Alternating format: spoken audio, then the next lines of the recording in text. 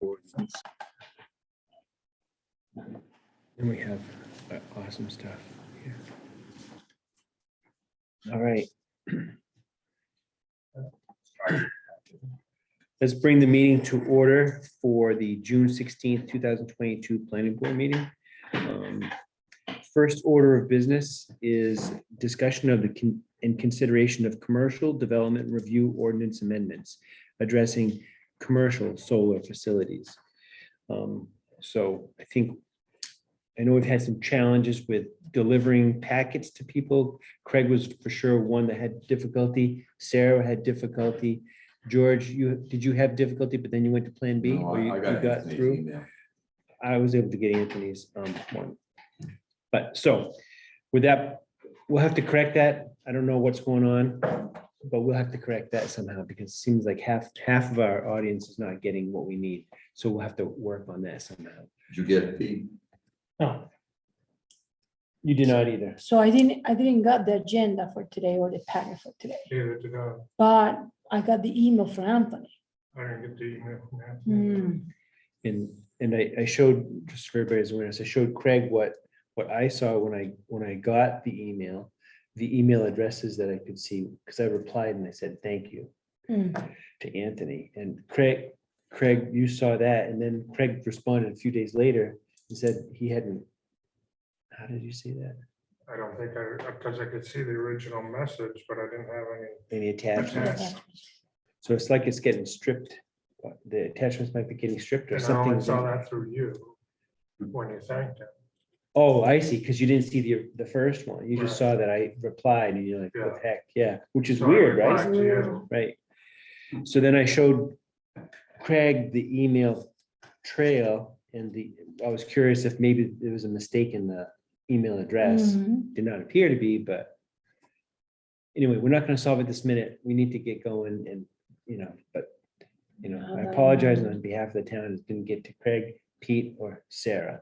So we have a problem. We'll work on it. Meanwhile, we have a printed. This one, Everything. So you have two separate sheets of paper there, and they're supposed to be in conjunction with the commercial ones. They just put the email cracks. I printed them out. After that. So, you had two, right, Craig? Yeah. Yeah, okay. That's why they're separated, but they're along with the commercial ordinance that we're working on.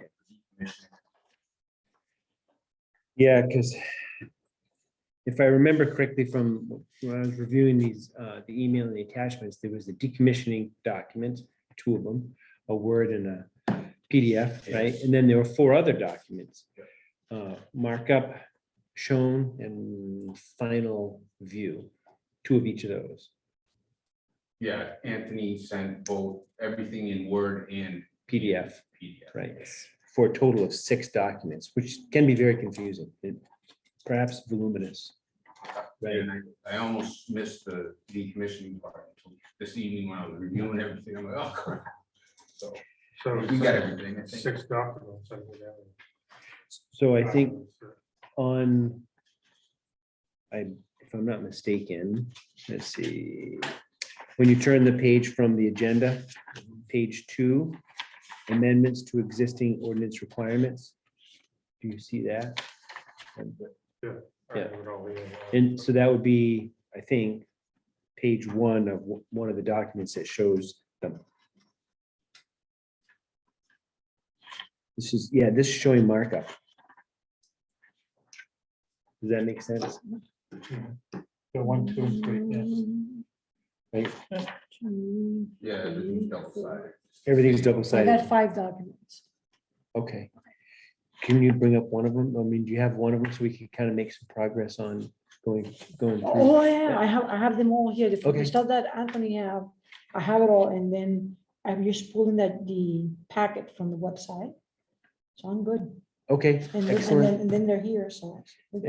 Okay, excellent. And George, you've got the marked up Yeah, document. I'm all set to go. When I Ready to reviewed, rock and roll. thank you. When I went through the thing, I tried to read it in the most painful way possible, which was the marked up version, because that probably offers the most complex view of things. And I thought if we had any comments in here or any questions that went that we want to address, that's where we would see them. That was my look at stuff. So I don't know. Yeah, no, I agree. I mean, we gotta finish that and make sure there's nothing in there that's inaccurate or an error or omission kind of thing. Correct. And secondly, we've never seen before the decommissioning for telecommunication towers and wind towers. So we need to go through that. Right, And then we need to talk about the public informational meeting. We need to plan that right, all in 45 minutes or less. right. So maybe to start off with, and some of you are at a disadvantage because you didn't see the attachments, right? So,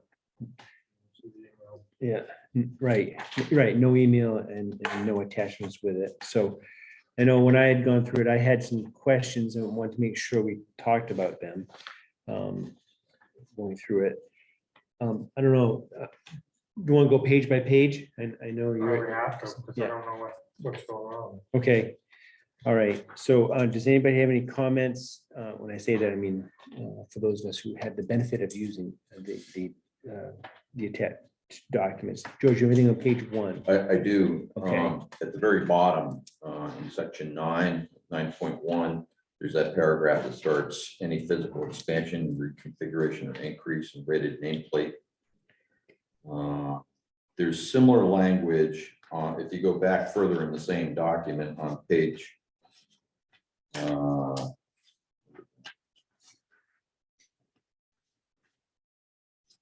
page 16, the last page.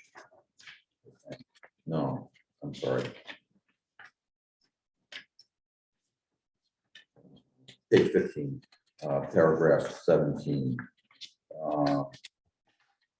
And one duplicates the other basically. And so it's a question of which one do we want to keep and where do we want to keep it? I think the right place to keep it is where 9.1 is on page 1. It's a question of which language do we want, because they're duplicates. I mean, they're slightly different, but they try to accomplish the same thing.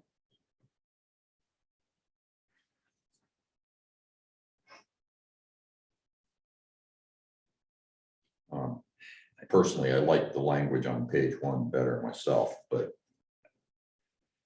I would see no reason to object to that, to keep this language on page 1, section 9.1. And eliminate 17, Page, what's that? eliminate the one on page 15, eliminate 17. Cross 17. well, yeah, I want to give Greg and Pete an opportunity to. I would agree with that.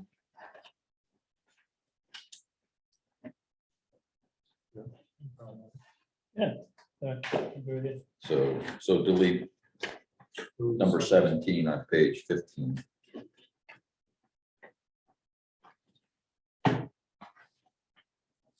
Okay. And just administratively, is Anthony going to be doing that job? He is, according to one of his emails, Right, okay, that he'll be watching the recording okay, and picking up the Fantastic. changes that have yet to be made. okay, thank you. Just wanted to make sure on the same page. Okay, then going on to page 2. Did anybody have any comments?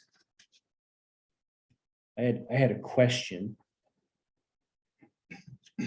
On page 2, in my mind, question about the definition of farmland. There was a I think, George, you had this in here, GS9 comment down there. Is this last sentence in the definition of farmland from Maine statute correct? The idea was what we have here, an accurate representation of what comes from Maine statute. And has that been confirmed?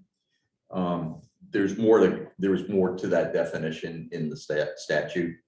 And but when we talked about this last week, 2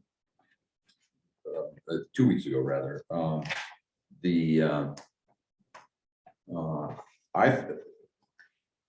we didn't really talk about that So that's issue number one. Issue number two is that what we did talk about was getting rid of the language in paragraph B there that was produce a gross annual farming income of at least $2,000 a year. I thought we decided we didn't want to get into the business of auditing farmers' books. Agreed.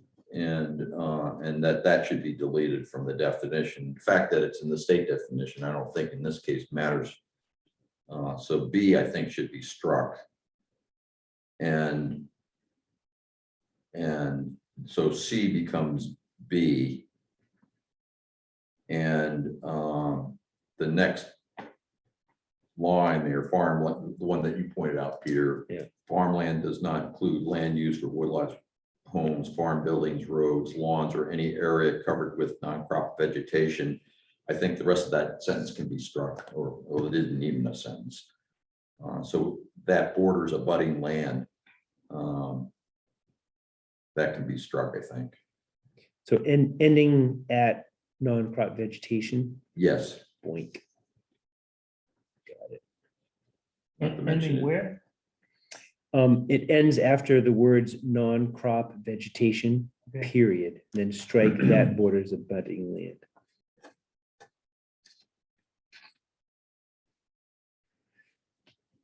All right, so on page 2, that was a question. I wanted to make sure we had that straightened out. Are any other comments or concerns or questions on page 2? Yeah, I have one, and it has to do with the next definition, financial capacity.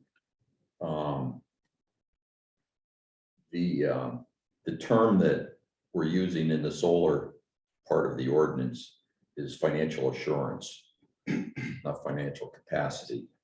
And those are two different things.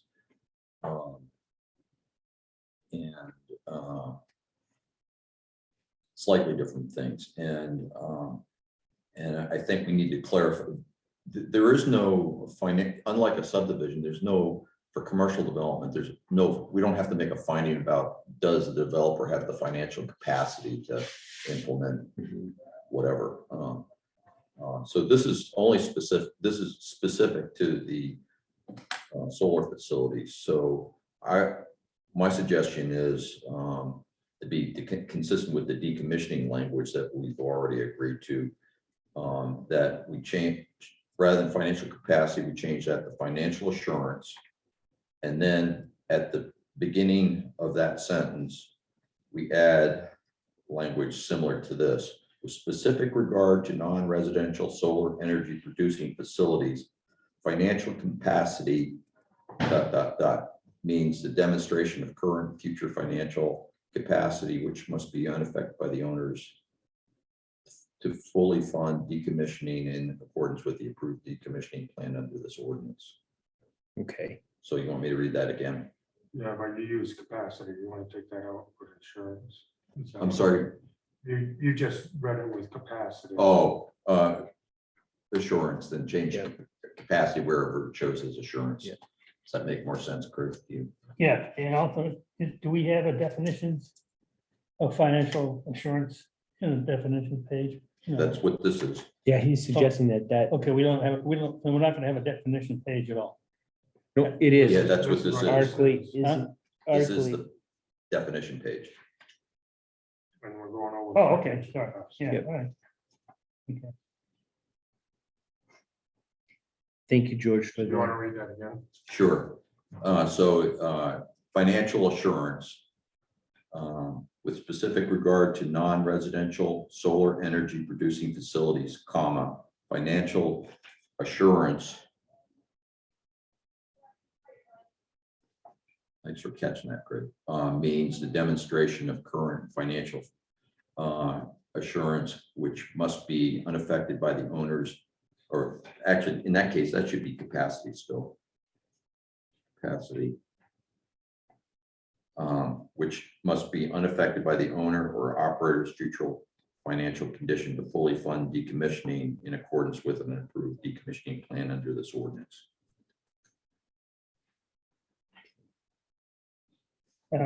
Just, so where did that definition come from? What you just said? where is the source from? I believe this comes from the KV cog model ordinance. For the, Well- for the, For solar. for solar. Yeah, okay. and it's just not clear that it's specific to solar and not other Right. commercial development. Yeah. That's why I think we need to. be No, I clear. understand that, yeah. I'm just reading this, looking at this definition. That's as vague as I've ever seen for financial assurance definition or financial capacity, whatever. That's all right. They'll let it fly. Yeah, I've seen in state law much more detailed ones, but And that, you know, like for solid waste and hazardous yeah, waste in the facilities. finance world, this doesn't mean anything. But anyways, okay. I just wondering where we got that. This is in, Yeah, KV yeah, cog. we didn't come Okay. up with it ourselves, it came Okay. from KV cog. Thank you. Anything else on page 2? No? None? So bear with us, we're going through this commercial solar stuff. So therefore, going on to page 3. Let's see. I was looking through this and I said, I agree with comment number 14, which was, we had discussed at a meeting, the awkwardness of repeating the phrase non-residential solar energy producing facility, and then an alternative to using a nonsensical acronym is the convention of, and then what was provided. Hereafter referred to as solar facility, then the use solar facility in the rest of the new section 5. I think that's the smart way to go personally. I think it's an efficient use of the words. That was my only comment on that one. I didn't catch all that. Sure. Where you starting? Basically, so I'm on comment, see, 1, 2, the Yes, 4th one 14. down, it says commented GS 14. Mhm. And in that comment there, basically, rather than being wordy and saying non-residential solar energy producing facility every single time, we refer to an acronym and then afterwards use solar facility, that term. I see where you're going with it, but again, I don't have a problem with not using acronyms, because when people, the public reads it, they get lost. So if you kind of spell it out, it's been spelled out every time, it's clearer for the average person who reads these things. That's my only comment on that. Yep, I hear you. My thinking is that when we do it in one spot, spell it out, and then refer to it as the other thing. Right. Then it's laid out so people can say, oh, that's that thing that we're talking about. Right, and is that what we're kind of pretty much doing for this whole definitions? Have we been doing that following that particular guidance for our ordinances? Or this is kind of the first time we're gonna do this? I don't know, Pete. Well, that's what you want to think about, Consistency. yeah. Yep. How we've been doing, Mhm. anyway, thought. So I don't know, Craig, how do you feel about the reference to solar facility after, in the future parts of the ordinance, after having spelled it out once in the earlier part? That was non-residential to be called a solar facility. Is that basically what you're saying? Yes. Fine with it. I'm fine with it Sarah? too. Yeah. George, you okay with that? Okay, so let's do that then. Because it's spelled out here, but non-residential is a solar facility, so. Right. We would lay it out fully up front and then reference it that by solar facility.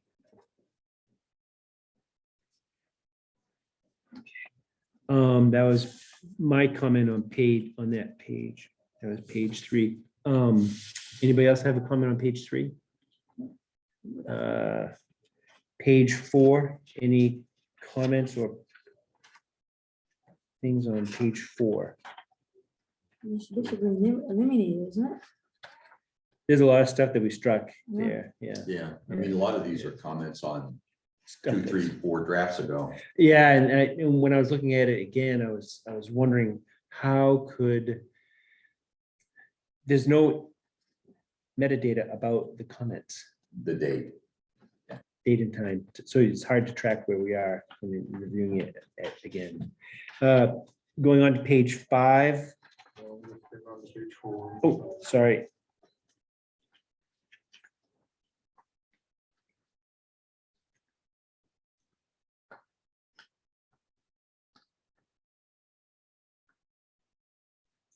Because we struck most of that language Yeah, it's basically all out. where we had those comments before.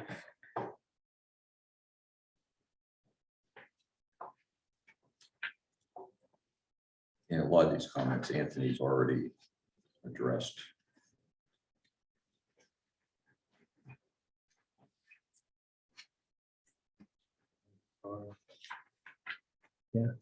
Okay. Turning the page to page 5, that too, a lot of the language was struck.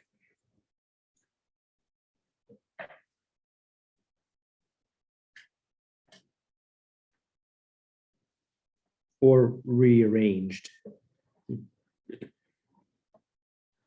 So basically, the whole page is gone, except that we started at section A, administration and enforcement.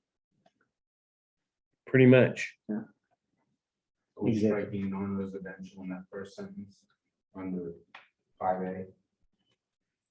Uh, As we did on Page 3. Is solar facility.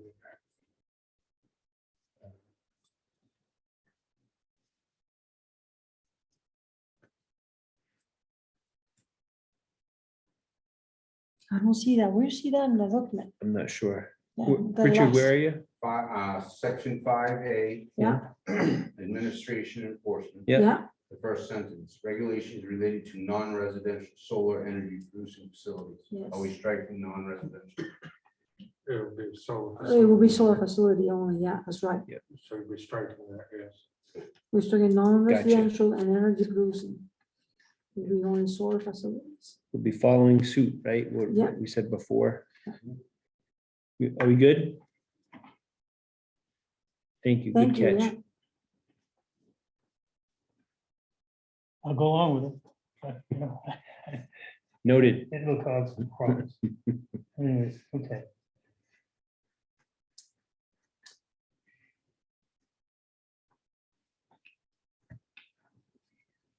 The reason why we struck permanently required is because.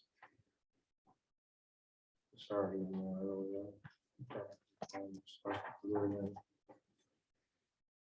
Let's see. Yes, that is So, true. That's just repetitive. Yes. Repetitive. On to page 6. Same thing on the non-residential energy producing. You're using solar facility. Correct. That's down there. Yep. Did anybody else have I had one question on this page. And maybe it's been taken care of, and it had to do with, are we clear on which language the board prefers, that was a question mark when I was reading this.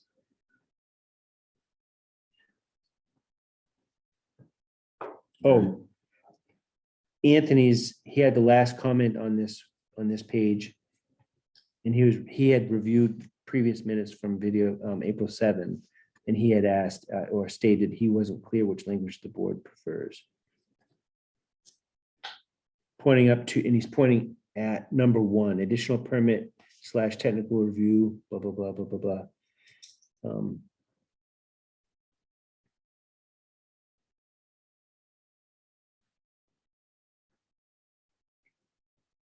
Was he talking about a term such as what's used here as an escrow account set up at the time the application is submitted as listed in permit fee schedule established by the Board of Select Persons? Or was he talking about some other language that, Yeah, what he's talking about and picked up on is the fact that we already have very similar language to this in the existing ordinance. And and whether it's worth repeating a second time in the solar solar facility part of the ordinance. And you'll see my comment in response to that was, besides the fact that I didn't really care, I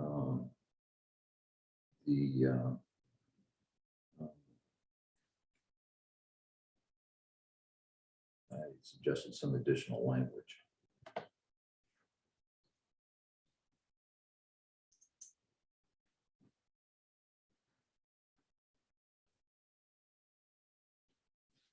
Well, what I suggested was that Oh, the application submissions include the a reference to the escrow account right. payment if it's required by the planning board. That way it makes it not just repetitive about the fee schedule and it's being Yeah. clear about what we're asking. Yeah, right. So it's on the checklist of submissions by the applicant. Right. I like that. And so I personally think that language needs to stay where it is, rather than just having it in the main body of the ordinance. Yep. Is my personal feeling. So it doesn't get overlooked. I would agree because we do not want to overlook that. It could be an important piece at times, Yeah, maybe not every time, but yeah. I mean, if we want to hire a, main licensed landscape architect to do visual impact assessment. Yep. To double check that submitted by the applicant, that would do we're it. going to need this. Anything else on page 6? I had one question, and that's regarding language that's been eliminated or proposed for elimination, and it's 2a right in the center of the page. Yeah. It has to do with leasing of land. If the operator will be leasing the land, a copy of the agreement, should that be submitted? The current ordinance doesn't really require the lease to be submitted. Just, or at least it doesn't say it specifically. And I think it would be useful to have that as documentation of title right and interest. Because we have to make a finding that they have adequate title right or interest. I see. Yeah, because my initial question was going to be, when does the town care about who leases it? It's at the time of application, because they have to express title right or Yeah, interest. we have to make a finding that they have adequate title right or interest. So I agree. It's the town's responsibility to do that. And if we did that, then do we not eliminate this entire 2a? Yeah, I think it needs to be, so I think it kind of messes up with all the numbering, but Yeah, I think it becomes 3. I see. Well, A becomes 3, you're saying? I believe so. I mean, if somebody else thinks differently, that's fine, It's not, it certainly isn't just, it doesn't go with 2, let's put it that way. Yeah, because if you're not the owner, Right. you're a leaser. So, so I would agree. Let us be specific and have, or I recommend we be specific and have this language in here relative to people who are leasing the land. So if that's the case, 2a becomes 3, and then subsequent changes renumbering from there on down. Yeah, this comes from KV Cog again, and so the acronym that they use, USSF, needs to be changed to solar facility as well in that Good point. paragraph. Are people okay with that change? I've got a question. What's USA, what do they call it, USS? Well, it stood for utility, Solar, utility scale solar Solar facility. facility. Okay, all right, so we have to, you redefine the way we have it, right, Right. okay. Yeah. Yeah, most of these, like, the other nephews in the business down in Massachusetts doing commercial solar facilities. So most of them the investors don't, they try to lease the property, they don't wanna buy it. That's the game, Sure. so that's how it works. I've just found that out. That's a good tidbit, you know? Yeah. So, You Craig, get a you- you get a bunch of country pumpkins up here, they don't know what's going on, and then they love coming up here. Hmm. So, Craig, you okay with those changes or that change? Sarah? I need to understand, you call that agreement that is put on with the application. What was the description you gave to that agreement? So this would require them to submit a copy of their lease for the land upon which they're proposing to develop the solar facility. So that we have documentation that they have title right or interest, which we have to make a legal finding about before we can approve anything. Title right, Or interest? Or interest. Yeah, it's one of the review criteria in the ordinance. so that title right or interest is a document? No, title, it's a term of art, if you will, that refers to deeds, leases, and other legal documentation that you have the right to do what you're proposing to do on the land you're proposing to do it on. And you'll probably see that frequently, especially when we start to see more commercial development Yeah, applications. So they I have, mean, on the smaller stuff that we normally see, it's usually a deed, but. Right. But it could be a lease, and the lease has to be at least 10 years long. title right and interest. Yep. Yeah. Cool. So they have that documentation will prove that. Right. Yep. Gotcha. Is that No, it? it's no term for me, so, and I appreciate you asking, Well, it's a term of art. Hmm. Or Okay. legal term, okay. terminology. Are we okay on page Thank you. 6? Certainly. If so, let's go to page 7. Any comments on page 7? So we started at 11 on the top. Correct. With renumbering, continuing on through.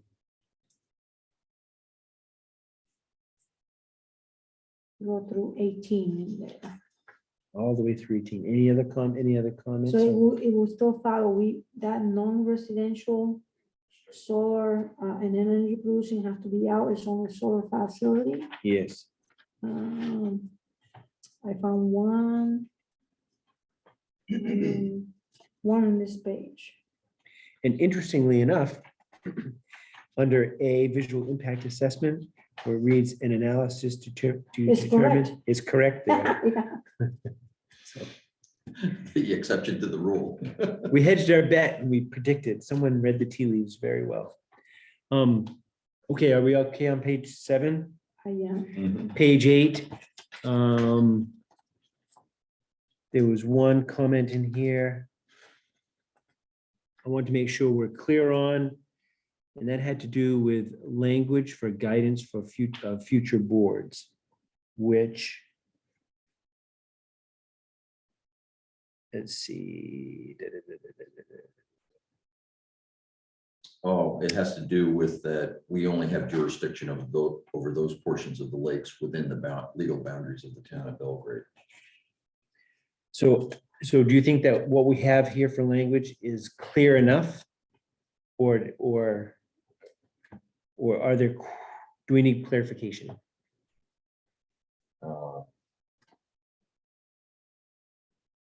so who drew up this particular language here, the 4 or 5 sentences, naming the lakes off and all that stuff? That was, We did. okay, and then, and that information came from out of that meeting, there was held. Wasn't there a meeting, public meeting held about It the was- potential farm that's gonna go on overlook the Great Pond? Yeah, Yeah, did this language sort of piggyback off of that meeting? It may have piggybacked, but we took it up here. Yeah. Okay. And it was one of the topics that Yeah, we talked about. maybe it was at a meeting that you missed, Pete, but we got a legal opinion from the town attorney on Okay. this issue that we only have jurisdiction over what's within the boundaries. Right. So we can't protect what's in Rome, for example, the Rome portion of Great Pond. We Right. can't protect French Mountain, for example. Okay, All right, so, and I guess I only thought is the people who attended that particular meeting, I didn't, a lot of people did. And then the selectman, one of the selectmen, Dan, he was very much concerned about that particular, Yeah. facility going in. He had a chance to review this particular language. Has anyone contacted him? He's been present and he Yeah, has he's access attended a to couple of these. our Okay, meetings. so he's obviously very familiar with this. You'd one. have to ask Actually, him, the whole select board's been getting every draft that we get. correct. All right, So whether or not The they, opportunity. right, whether or not they've reviewed it all Yeah. to the same depth, we don't know, That but would be on them. okay. Nice. that's a good question. So that was my only concern, was to make sure that we're good with this language, right? Because that was a point at one time.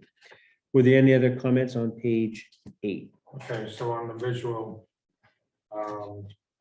is it further on about the half acre view, 80% viewpoint? Is that further on in the document, or should it be in here? It is, Craig. It's when, so this is what they need to submit. Yeah. In terms of the application, and when we get to the part that says the planning board, this is how you're gonna base your decision, that's where the half acre comes up. So it's like criteria for us. Yeah.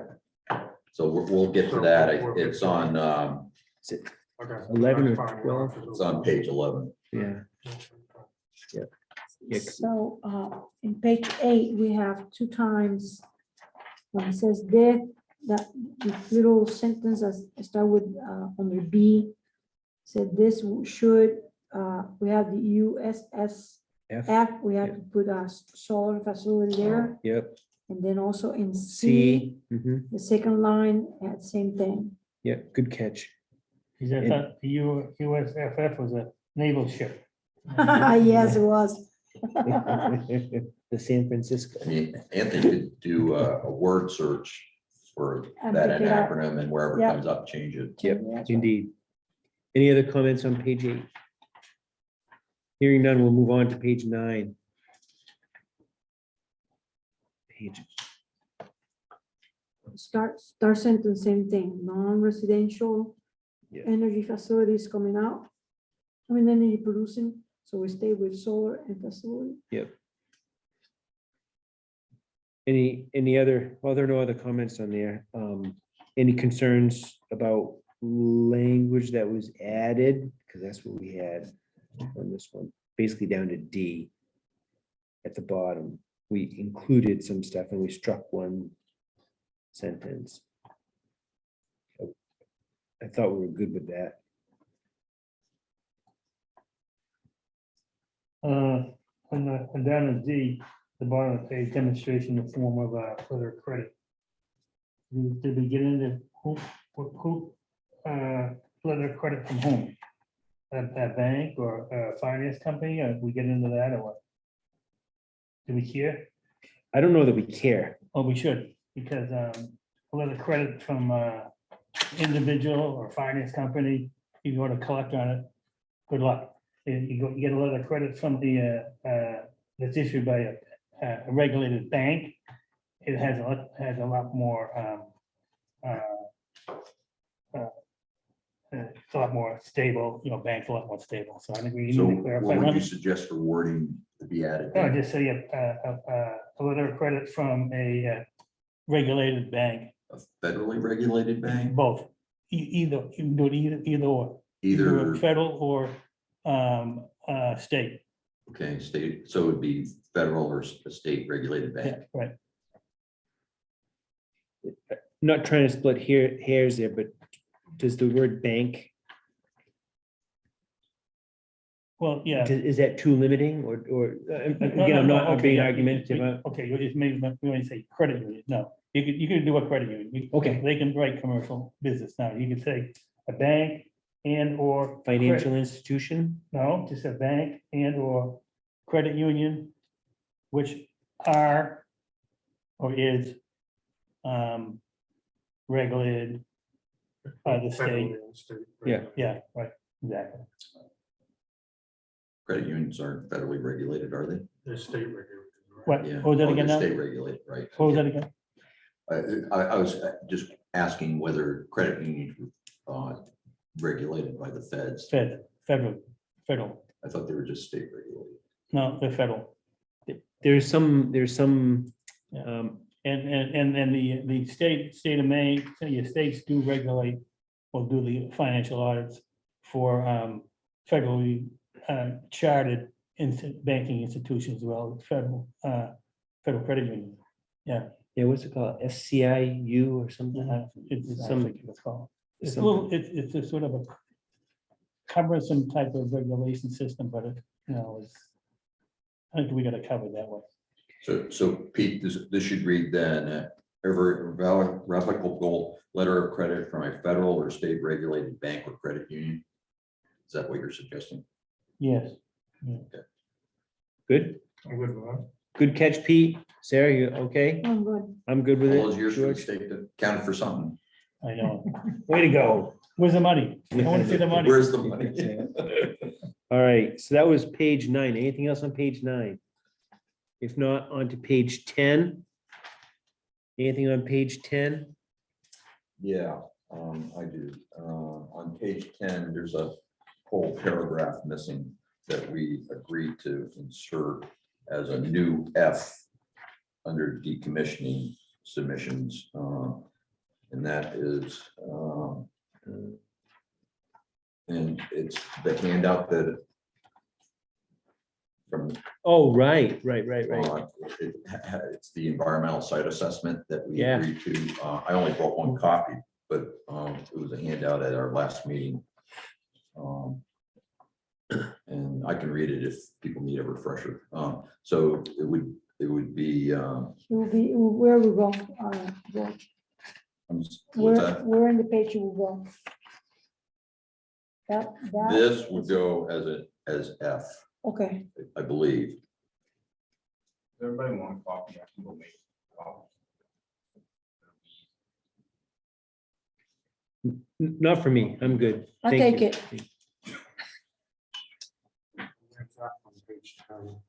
So under standards of approval, 1, there are little letters A, B, C, D, E, and then F would, Oh, so doesn't exist. So No, George, No, I thought it was before that. No, is no, it? no, before that, it's before the standards of approval. It's, oh, if you Right, go right. to the page Gotcha. I prior, apologize. Yeah. it has a list of what's to be included in a decommissioning plan. And F, that's where it is. ESA. Um, Yeah. Okay, so it's just above standards. of Yep. approval. Right, I apologize. So let's hear it.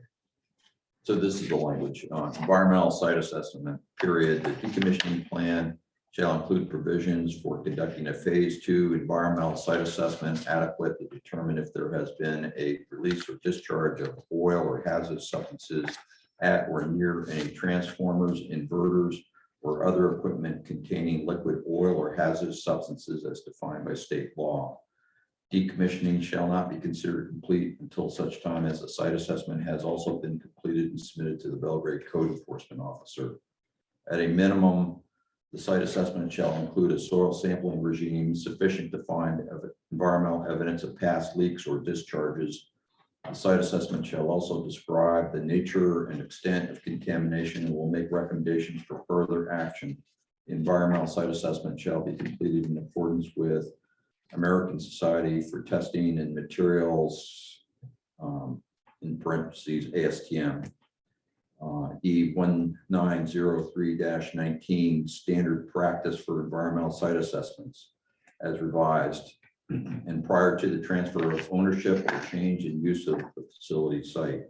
The decommissioning plan will also require a copy of the environmental assessment be submitted to the Belgrade Code Enforcement Officer within 30 days of completion, and include provisions for reporting of oil or hazardous substance contamination in accordance with state statute to the Maine Department of Environmental Protection. So we have to do this upon transfer as well. At the end, At the end and anytime there's a transfer of the property. At any time. yes, that goes in. I mean, that's standard practice in business loans now anyway, in the state of Maine and all across New England for that matter. And I think that's quite consistent with what we have in some other ordinances already. Shoreline zone, don't we say septics? Well, Any yeah, I sort transaction? of, I guess it's sort of akin to have requiring septic system to be tested. Yeah, it's kind at of the a time parallel. property transfer. Yeah. So thank you, George, for bringing that language. I think it's I really. love that important. one. Yeah, Yeah, Makes it Yeah, no, I- makes it more Anthony just- challenging for the investors to come up here. yeah. yeah, no, Yeah. Anthony just It's okay. obviously, Yeah. missed Yeah. it. So I think that's a great idea, because I had a comment on page 15 about the ESA at the time of commissioning, and I was like, where is it? So that's where it is. Great. Anything else on page 10? So you said that's F, you say? Yeah, That we that'd add be- at F, Yep. yes. A, B, C, D, E, where's, F. Yeah, so it'll be It's- added. So you got E. where's he? So I think it's above here, so I think Let's see, yours is different. D. Oh, okay, all right. So, See like here, it says E is a transfer of ownership. George. before we Okay, leave, that's all right. Can Yeah. can I get a copy of that for Anthony? Send me an email. so that George Looks like the sends it. same. Can you make a copy for everybody? Yeah. Oh, yeah, right. Thank you. I need glasses. I got it 2 weeks ago. So to page 10, the only other change I have is that on the standards of approval, number 1, seating prohibitions, same thing, non-residential and energy producing is out. You go to solar facility. Mhm. Excellent. I'm warming up to that. the power of repetition. Yeah, I know, right? It's very good. Are we okay on page 10? Any other comments there? If not, Farmlands Xed out because we've already addressed, right, Right, good point. Then if we're okay, then on to page 11. Oh, this was a good one, because this is where we're talking about some of the screening stuff, which was a big discussion for us. And thank you, sir. Appreciate that.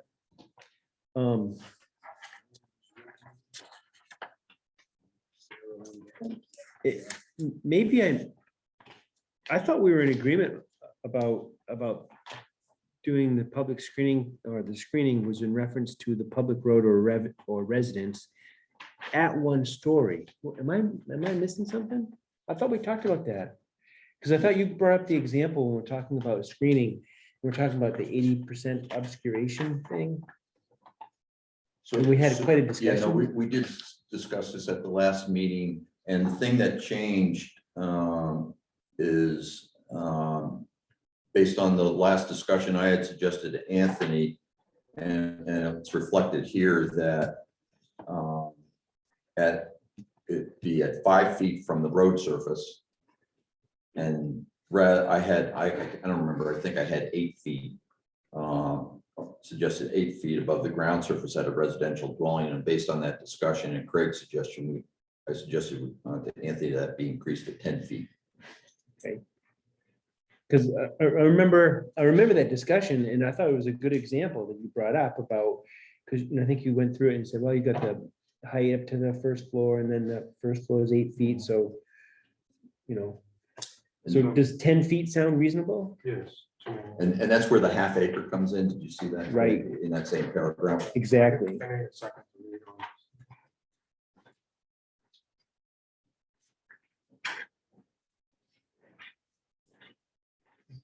this. Right.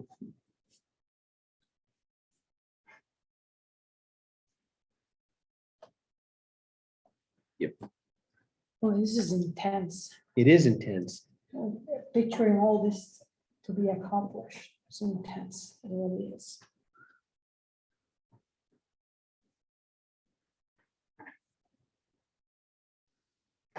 No, trying. Maybe so.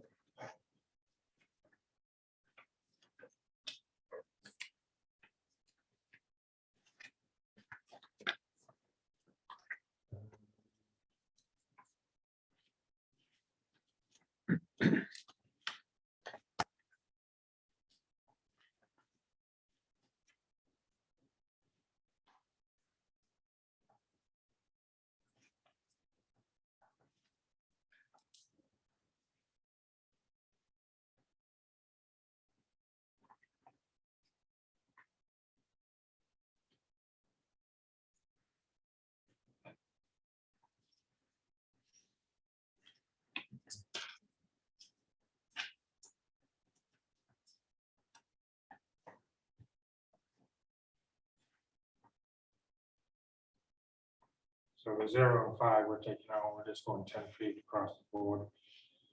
Roads. everywhere, 10 feet, Right, right? And then the half acre solar development. Right, may be viewable. May be viewable from Belgrade Waters or from viewpoints designated as the viewpoints earlier. Right, So I'm just recapping this whole thing again.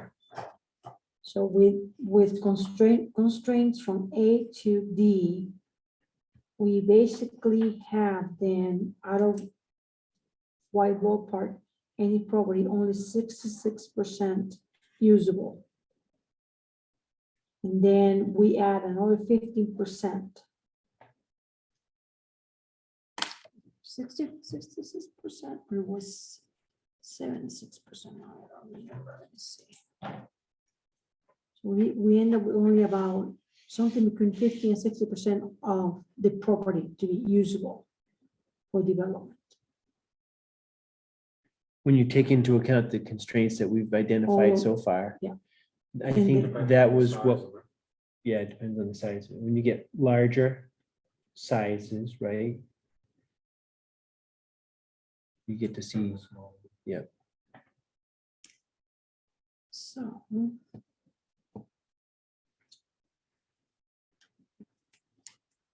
So, yeah, so we end up actually, I think about, it was 75, about 75% usable. And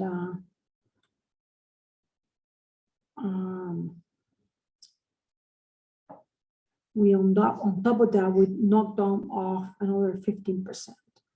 So of optimal, in the most optimal way, any property, the best that they want to be able to get is 60% usable for a solar facility. That's on the right. best side. Yep. Based on the constraints that we have agreed upon. I mean, they don't want to see that there. They have to do their math themselves. Right, it's a calculation. Yeah. Craig, the language that we have here, does this meet what we talked about before, based on your recollection? The half acre part and you talked about the 10 feet part. So pretty much the only thing that's going to be changed in here is the 10-foot bar. Right, because we still have 0 to 5 feet, right, at the road, and we're gonna just say, 10 feet across the board. yeah. So Anthony, 10 feet across the board, just striking the 0 to 5 feet at the road surface.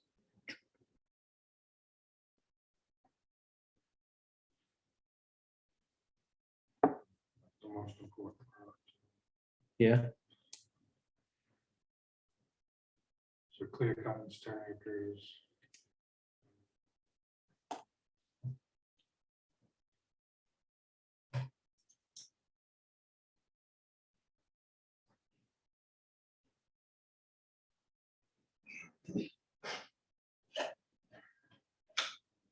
Acre. Setbacks.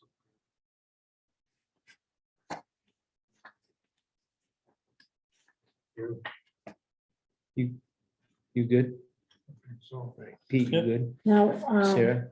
I have one word change, Peter. Okay. In, the paragraph above 6, on the second line, this has to do with clearing, Right. commercial solar facility. Commercial should be struck out.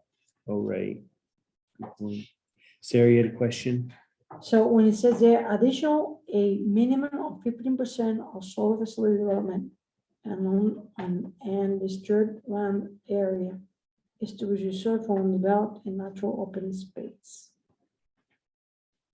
Should we add there that will not include the buffer above?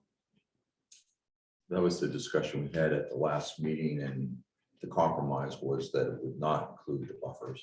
But that's not clear in that word in there, because if I'm the developer and I'm trying to really win, Okay, so My- the last sentence reads, areas included in buffers and setbacks shall not be included in the open space provision. Should it be? I this? never mind, this open I missed space? that. Okay, we're good. But it's a good point, though, because that Yeah, was no, no, quite a it has to discussion. be clear. Yeah, it has to be clear. So does that help clarify? Yeah, we're good. Are we good on this page? I think so. I'd like to offer that we pause this. We have people here for commercial, is it a commercial? Residential. Residential. Okay, thank goodness, that helps. All right, so, Richard, could you help us get back and, I propose that we pause here, attend to the shoreline zoning application, then go back to it Yes, with sufficient time. So we pause and- So we've gone through page 11, then on to page 12 afterwards, okay? Thank you for your patience, really appreciate it.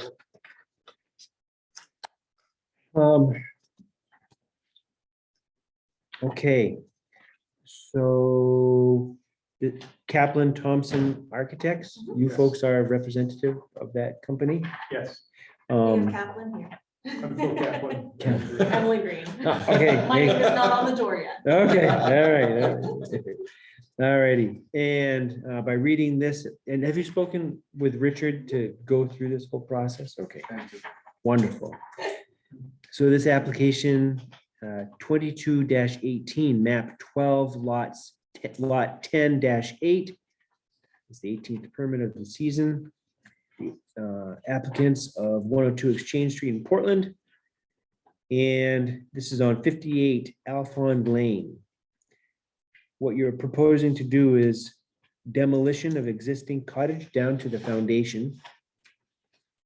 Replacement with new cottage on existing foundation.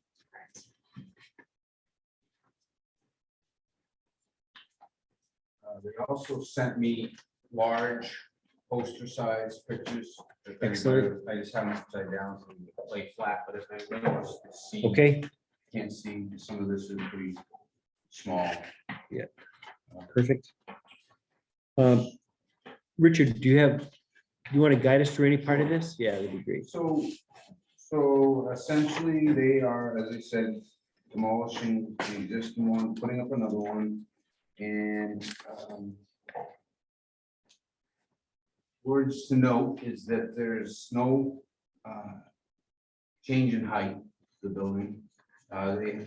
They are non-conforming structure and law. Frontage is 65 feet. They're approximately 22 feet from the water to the structure. And the new path that is proposed to go in will be pervious. It'll be made of gravel. Richard, could you repeat that? I didn't hear that. The last part? Yeah, the impervious. Yeah, so the new path that they're going to make to the structure is going to be pervious. Oh, It's going to be made of gravel. So it'll be a pervious path. Once again, no change to the height, there's change in the slope. And as George and I had talked, something that caught my eye was, I'm looking at page PB 1.2 and 1.3. So according to this, the existing deck is 180 square feet. And it's to be replaced by a deck that is 235 square feet. No, so it's sort of split into two. So the existing deck is the 6 square feet plus the 235 plus the 180. So there's a large Oh. deck. Yeah, on the water side, we're removing 186 Oh. square feet of it in total. But because we would like to replace it with a new deck, that's why we called out that blue area separately. Just Okay. because that's the area that we're trying to put back where there was this larger deck. Pardon me, Richard, what was the page number? PB? PB 1.2 and PB 1.3. Gotcha. I was referring to. And we brought larger color copies for. the board if Wonderful. you're interested. Yeah. Wonderful. Huge ones over Yes, here. exactly. Could you give one to George and Sarah, Sure. and maybe one over here to Craig and Pete? So,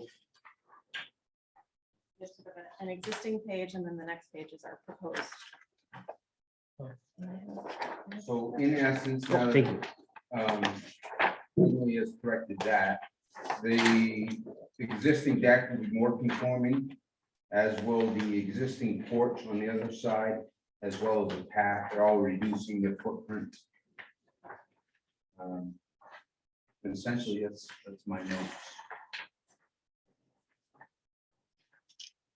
And if I heard you correctly, Emily, correct, that the existing deck that is to be removed, that's facing the water now, right? Correct. So what you're essentially doing is looks like you're trading places. Yeah, we're shifting, what we'd like to do is, we're reducing the coverage overall by about 78 square feet, but we'd like to move some of the existing coverage further away from the water. So that screen porch that's on the second page and on the south side of the house, that's area that we're effectively relocating from this location close to the water to be further back. So, Then the new screen porch on the second page, PB 1.3, that's towards the water, correct? It's actually, Or so no? the shoreline is here. Oh, So it okay. actually moves back a bit. I got and it'll you, be, okay. Actually fairly significantly screened from view from the water by a number of large existing trees that were. I understand now. Yeah. I get Okay. lost in that. So, This line is the water. yeah, right, I understand that. So which one, I think, okay, I want to do this. And the line of water is over here. The other one? The water's over. Where's the So water? this is our 100-foot setback. I Oh, okay. apologize. Yeah, it's just missing on this drawing. All right, We can amend it. okay. That's our Oh, approximate. So I'm very familiar now. so this is close. They're taking this out. They're taking it out and leaving that. Yeah. At the same size as the 235? Yeah, Yes. same size, Yes. okay. And then they're adding this Over here, over here, beside, which is further back. and that's not going out sideways, away from the water. Mhm. Okay, all right. Exactly. Thanks for explaining. I'm sorry to blow on this, but so on the lake side of the cottage, you're moving a total of 186 square feet of that deck. Mhm. But you're proposing to construct 208 square feet. Yeah, so what we are doing is we're sort of combining a few different areas. So we're also, if you look on the sort of not away from the water side of the house, we're reducing the size of the entry porch by 10 square feet. Okay, so that's where the other square footage is A coming little bit of from. square footage is coming from there, and then we're also demolishing 2 existing concrete pads that are below HVAC equipment, which will now be wall hung. So we're kind of grabbing a little bit here and a little bit here and a little here to add up to our 208. Okay, I understand. Thank you. So by trimming the existing path, by trimming the existing porch, you're going to be able to utilize some of the square footage found in each of those, correct? Yes. Perfect.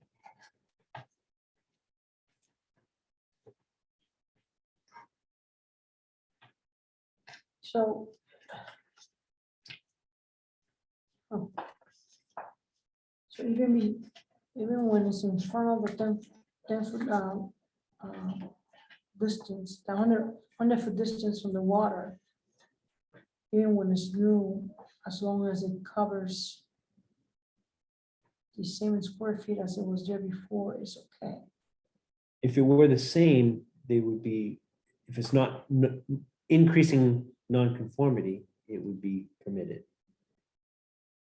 So it's either the same or less. same or less. Yeah, but the word, I guess probably, this is interesting, because the way I picture it is that if you're in that situation, you're stuck with the original footprint as it was.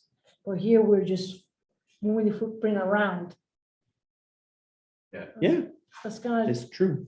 So you have X amount of square feet, and if you take a 10 by 12 shed off property, 120 square feet, then you can entertain that so, 120 somewhere else. so it, I thought it was, you had to stay on the same footprint that you had before. That's what Well, either the same footprint or less, you can't become more which they're becoming more conforming. 'cause with they're reducing- the footprint also restricted to the shape. Right, Ah. but footprint includes decks and porches as well. As a impervious surface. Because it, It's just a numbers thing, the shape and the size, and it's just the even numbers. when the new shape is covering new area, it won't matter. Long as long as we keep the long as same numbers Square footage. match. Right. This is learning for me. I'm new to the board. And so the concept of, even when you stay in the same footprint, the concept of that you can bubble around the footprint and put it in another place inside that zone of 100 feet from the water. If the way I interpret the ordinance, you couldn't do it. But I guess we can. So, building on what Sarah was discussing in terms of whether or not the rearrangement of the square footage is more or less non-conforming. My question has to do with the math. In terms of, you've got 186 square feet moving from the lake side of the cottage to this, that's the south side. Yeah. And an additional 10 square feet from those the concrete pads that are going to be 20 squares. Mhm. So There's that's another 20, 206. and then 10 from the porch on the west side. Now, this may seem like a minor matter, but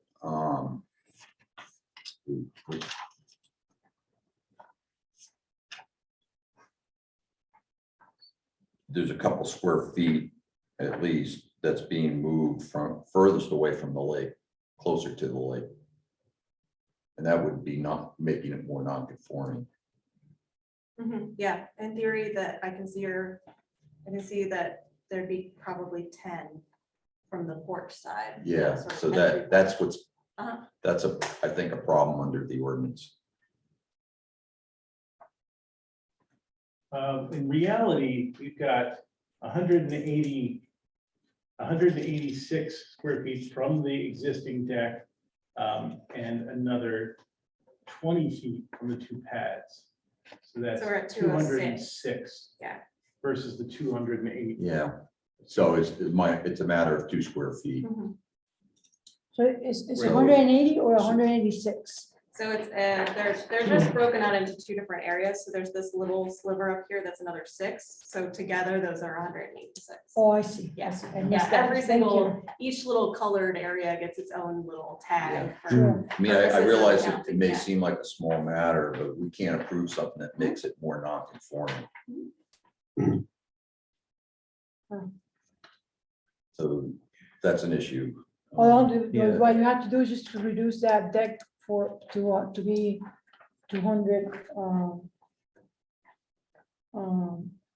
206, isn't it? Instead of 208? So you're gonna reduce the deck by down to 206, right? Rather than 208. Like, I know it's kind of nitpicking at it. And do we also have the option to take this blue portion of the new deck and make that 2 square feet smaller? Yes, Right, that would be Absolutely. The other way to do it. Yeah. And absolutely. that way we wouldn't have to change our design. Yeah, I mean, that'd probably be the easiest thing. Mhm. Right, right. The other question I have is, what's the existing foundation constructed of?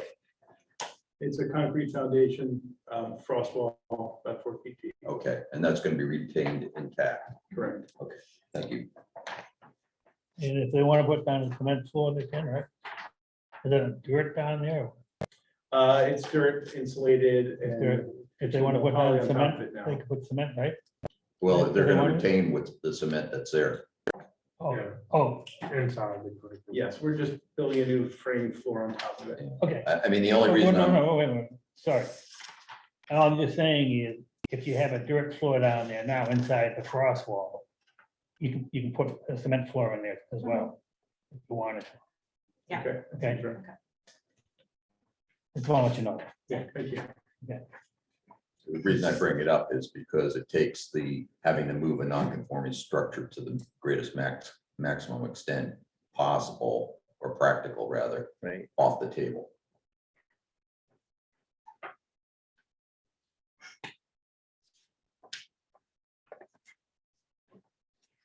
Okay.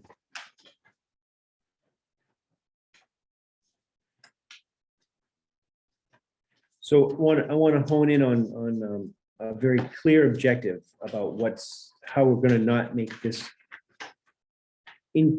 more non-conforming than it is, right? So with what's presented in front of us now, where we have a problem with a couple of square feet. We can continue on and stuff, but I want you to know that that's a problem for us, right? How does the board want to proceed? You want to continue going through this, and then if we identify other things, present that back to the applicants in Because case we can they're, handle that with a condition. Yeah, I agree with Greg. okay, I just want to make sure we're That's clear. the only that's all. issue. Because I'm also looking forward to the time when Richard gets the documentation in his hand, because Right, yeah, phone calls will start. right. I want to make sure he is covered. Real important. Anything on the lake when they start moving dirt or pounding nails, he gets calls. We want to make sure it's all done right. Okay. Okay, great. What's next? Question for you, Richard. Do you have any sense of they're adding a bedroom, is the subsurface wastewater system adequate to handle additional bedroom? I did not get an HH.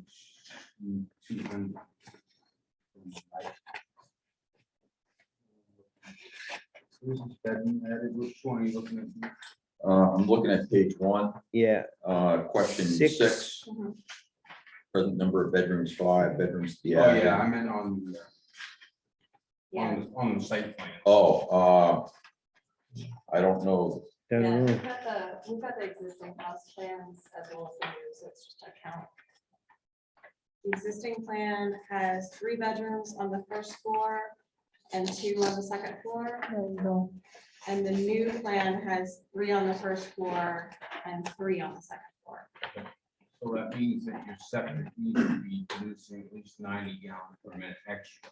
So the question was, is the septic producing enough? Yeah, and And we, so we'll need a copy of the HAT 200 to verify that that's in fact handle that load.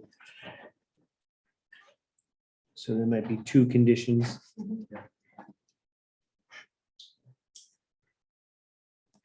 Do you have a sense of the adequacy and the construction of the current system?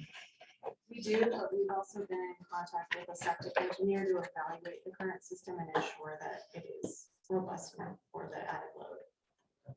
So that evaluation hasn't happened yet, but it is underway. It's just Okay. everyone is booked out for a Yeah, long Yeah, time, as I'm sure surely. you all Yeah. know.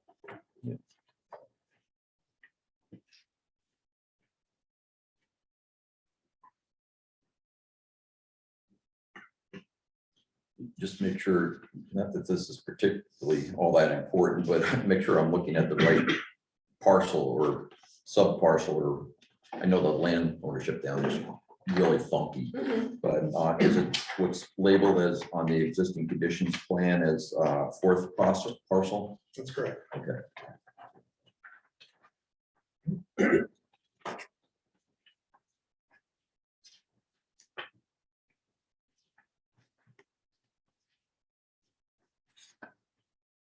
With regard to the addition of that porch on the south side, what kind of foundation will that have? So that would be on a sonotube foundation, not a frost pad. So we want to be very clear that there's no potential for future expansion of the house. Yeah. It is on a porch foundation. It's going to be a series of concrete piles. Okay. One of the reasons I ask is if there's going to be more than a cubic foot of excavation, then you need a DEP certified excavation contractor. So that might be another condition, Yeah, it isn't the intent. or at least oversight by one, it doesn't necessarily have. There are a fair number in this area, fortunately. And I guess my last question has to do with, have you given any thought to how you might deal with stormwater runoff from the roof? I mean, we typically handle this, very few people do, so we typically handle this as a routine standard of condition of approval, requiring people to follow DEP's best management practices. There's a document that we reference for that, but, you know, location like this probably drip line infiltration trench usually is what people, most contractors prefer because of ease of construction and Yeah. because of proximity to the lake, doesn't allow you to put in rain gardens and that kind of thing. I don't know if you thought, had your own ideas on how you wanted to deal with that. Or- We Yeah. No, we dug haven't into it yet. been further than what's there.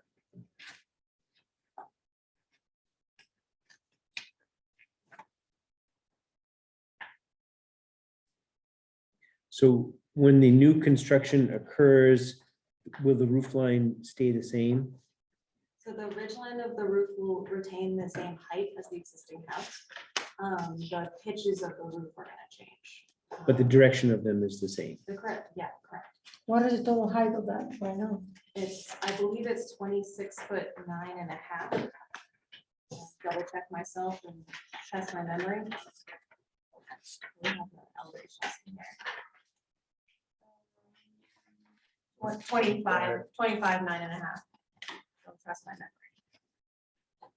25, But we've dashed in the profile of the existing house in our elevation, so you can see the relationship of the existing ridge line to the new ridge line. It shifts a little bit to the north.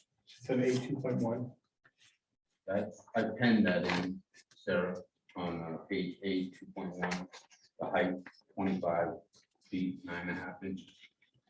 Because it was easily legible, so I had to use a magnifying glass. I figured I'd pen it in for you guys. I didn't think you could see it either.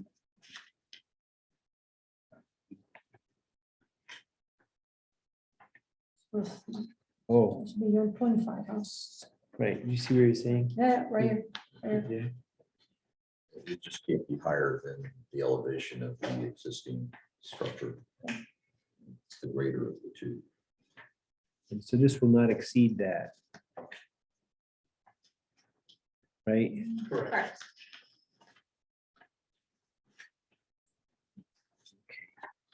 We have no issues with 20% lot coverage, right? We're talking a fairly sizable lot. Yeah. Yeah, 9 acres, but Yeah. this Yeah. footprint. Good.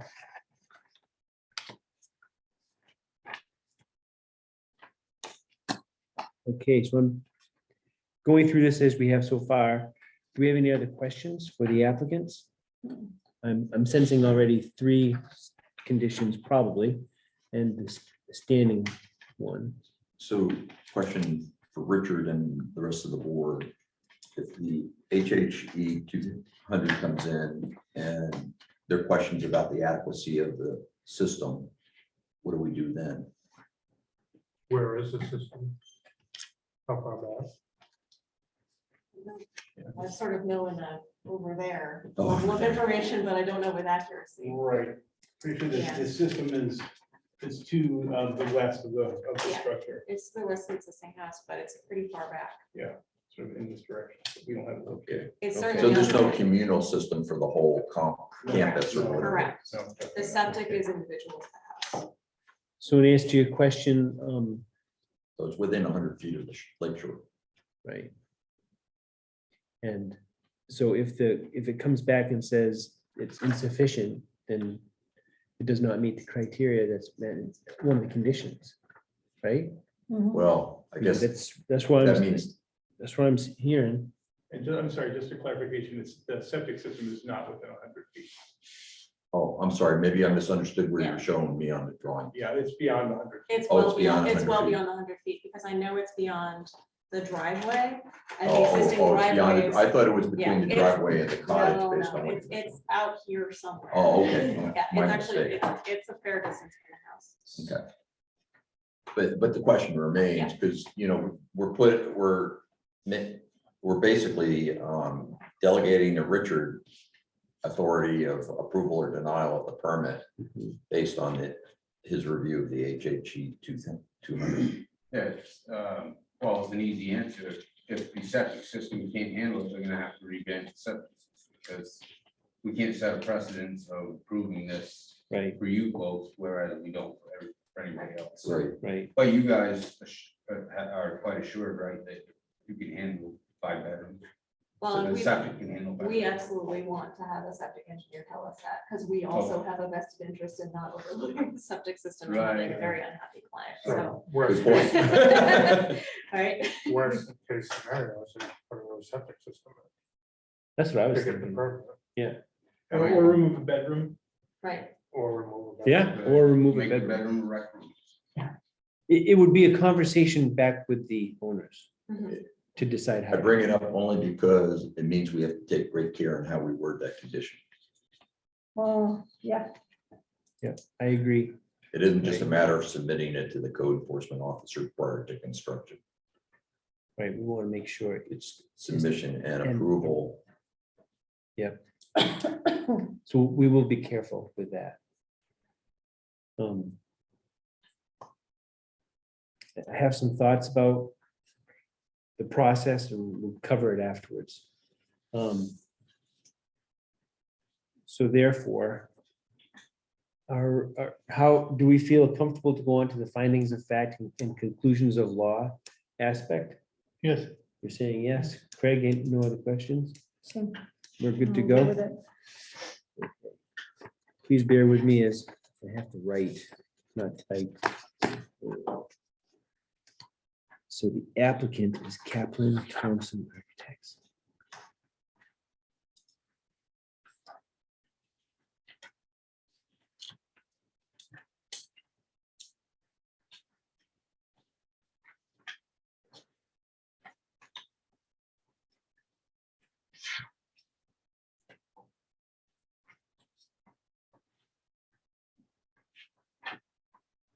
Add this.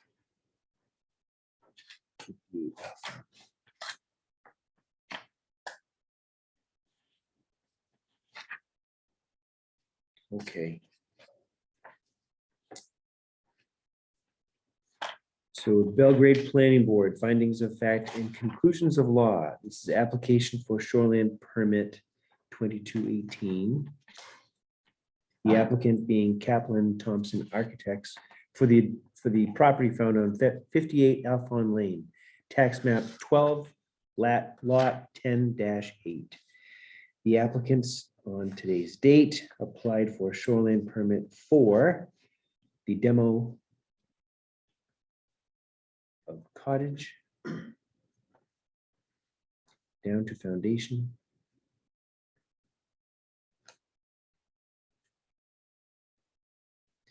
Replacement with new cottage on existing foundation.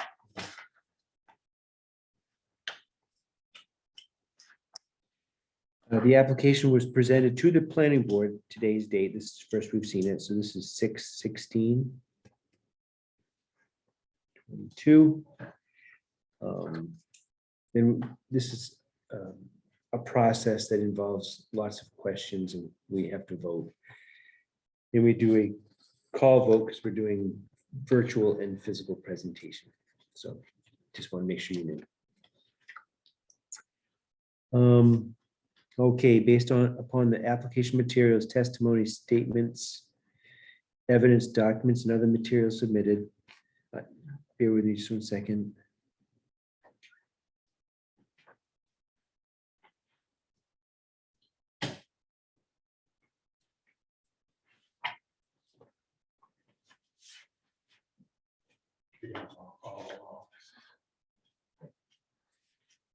The Belgrade Planning Board finds that the project is permitted. How did we say that, George? That blank before use? What wording do we say was best fitted in that part? Do you recall? I don't have that. Basically, this paragraph, which we go through and we get to this part, which is always awkward, Is the permitted land use, just land use. yeah, Okay. it's based on the table in section 15. Land use. Under section 14, table 1 in the ordinance, and further makes the following conclusion based on the applicable provisions in section 16D of the ordinance, that number 1 will maintain safe and healthful conditions. So by a vote, the board found that the standard was met based on application materials and the public record. So roll call votes with Craig, Yes. Pete, Yes. yes, Sarah, George. Yes. Yeah, me too. So that's 5 in favor, none opposed. Number 2, will not result in water pollution, erosion, or sedimentation to surface waters. By a vote, the board found this standard was met based on application materials and public record. That's the same thing every time. Craig, Yes. Pete, Yes. Sarah, yes, George, With the condition, with a condition. oh, yes. Yes, exactly. Number 3, will adequately provide for the disposal of all wastewater. By a vote, the board found this standard was met based on application materials and public record, and we know there's going to be a condition on that one. So Craig, Yeah, with the condition, yes. Yes. Pete, yes, Sarah? with the conditions. Yes. 5 in favor, none opposed. 4, will not have an adverse impact on spawning grounds, fish, aquatic life, bird, or other wildlife habitat. By a vote, the board found this standard was met based on the same information. So Craig, Yes. Pete, Yes. Sarah, Yes, George, Yes. me too. 5 in favor, none opposed. 6, will conserve shore cover and visual as well as actual points of access to inland waters. By a vote, the board found this standard was met based on the same information. So Craig, Yes. Pete, Yes. Sarah, yes, George, Yes. me too. 5 in favor, none opposed. My pen's running out. Do you have a pen?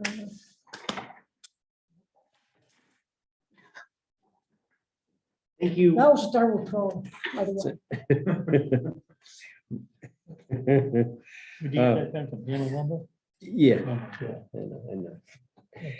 Okay. So by a vote, the board found this standard was met. This is about shore cover. So Craig, Yes. Pete, Yes. Yes, Sarah. Yes. George. Thank you for letting me do that again. 6, will protect archaeological and historic resources as designated in the comprehensive plan. By a vote, the board found this standard was met based on the same information. So Craig, Yes. Or I know, whichever way you want to go. I know. Pete, Yes. Sarah, yes, George, yes, I too think yes. And then 7, will avoid problems associated with floodplain development and use. So by a vote, the board found this standard was met based on application materials and public record. So Craig, Yes. Pete, Yes. Sarah, yes, George? Yeah. And I do too, so that's 5 in favor and none opposed. Now we go through a slate of things. Yeah, so number 8 is in conformance with the provisions of section 15, land use standards. By a vote, the board found that this standard was met based on evidence in the record and further as follows. We have a number of things, we'll go through them all first.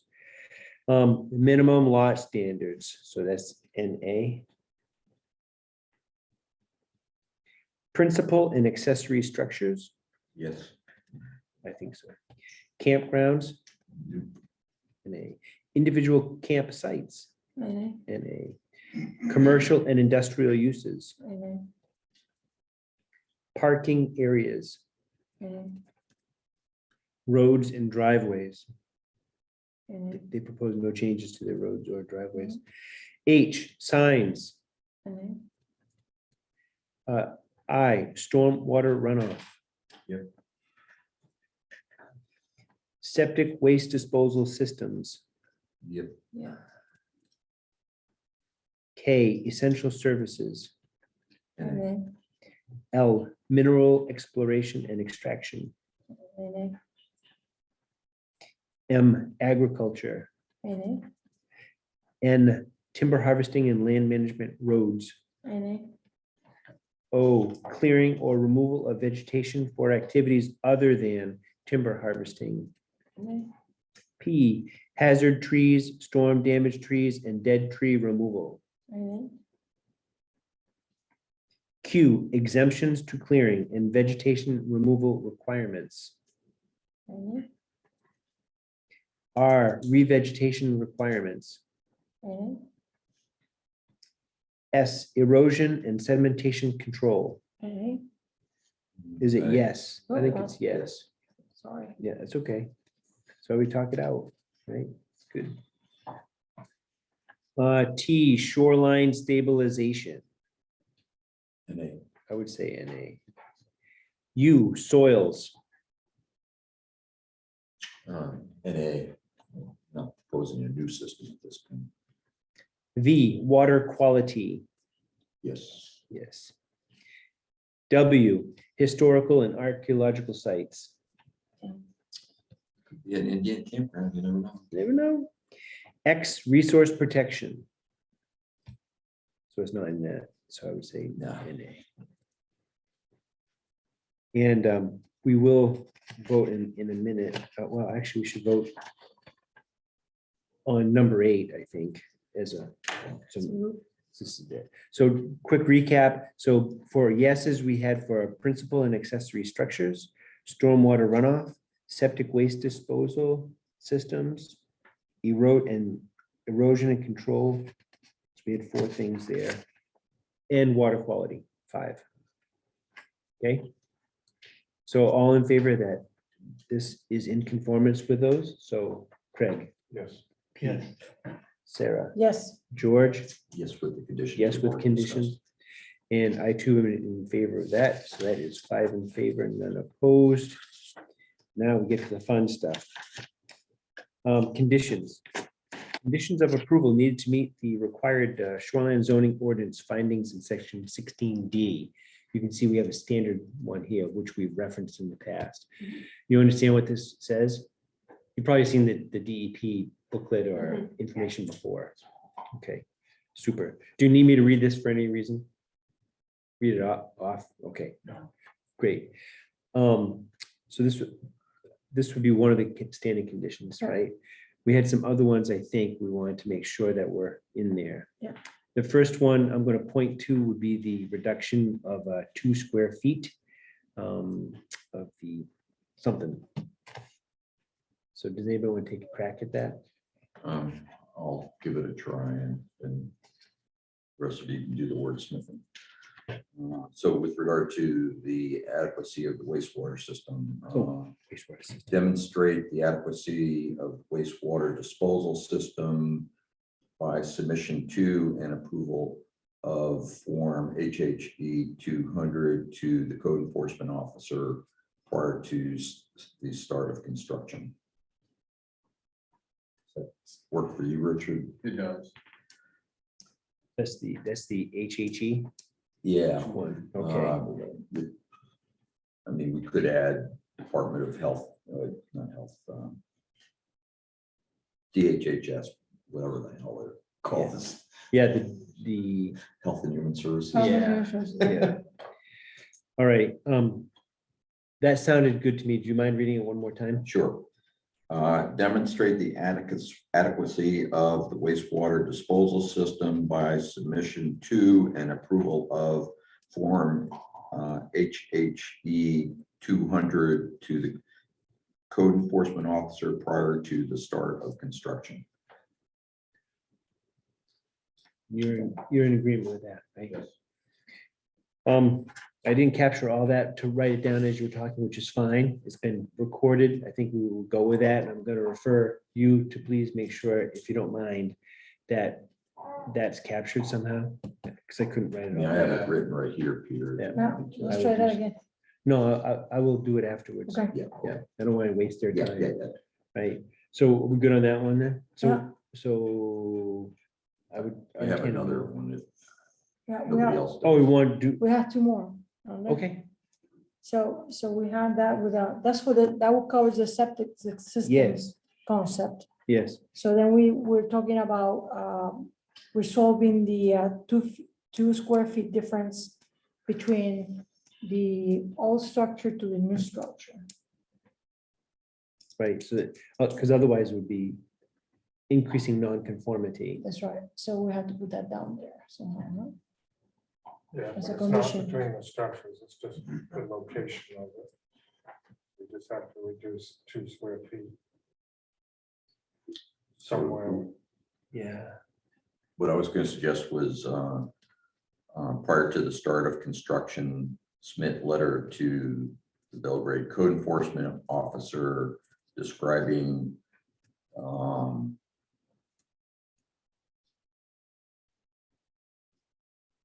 Reduction of 2 feet.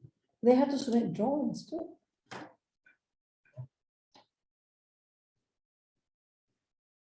yeah, reduction of 2 square feet.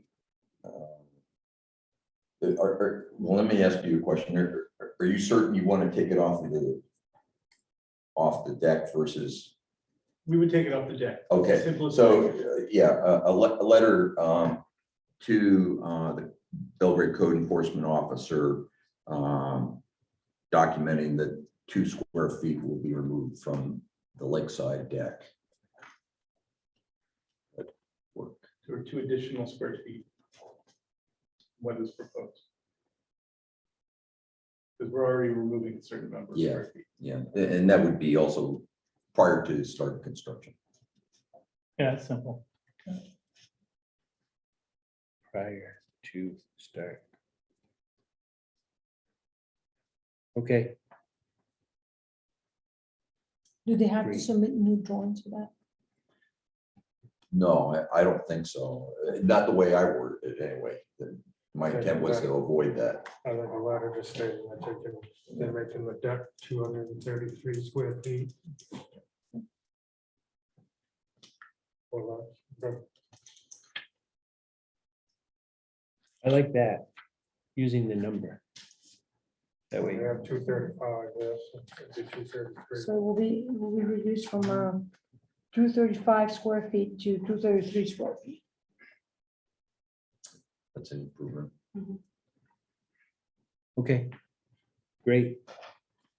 Thank you. So that's that one. The other one I was thinking about is, do we need to have a DEP certified number or not? Yeah, we do. And so it would be submission to Belgrade Code Enforcement Officer prior to the start of construction, the name and number of the DEP certified contractor to be used.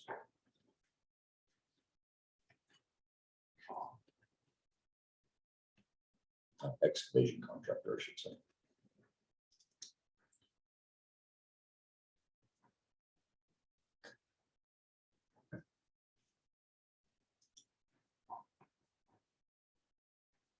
Okay, great.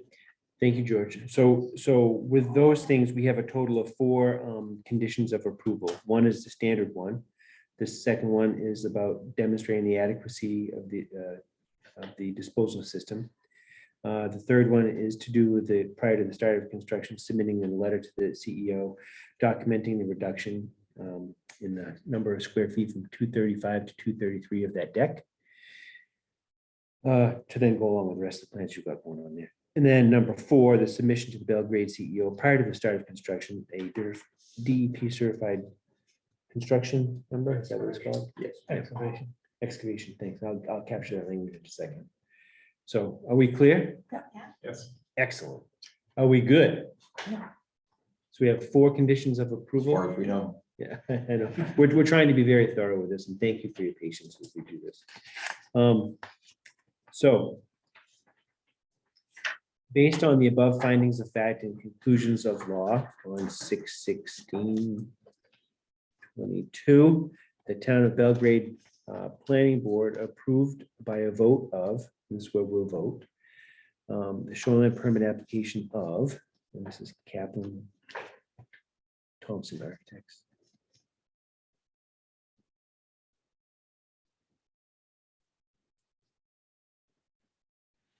I have a question in a minute.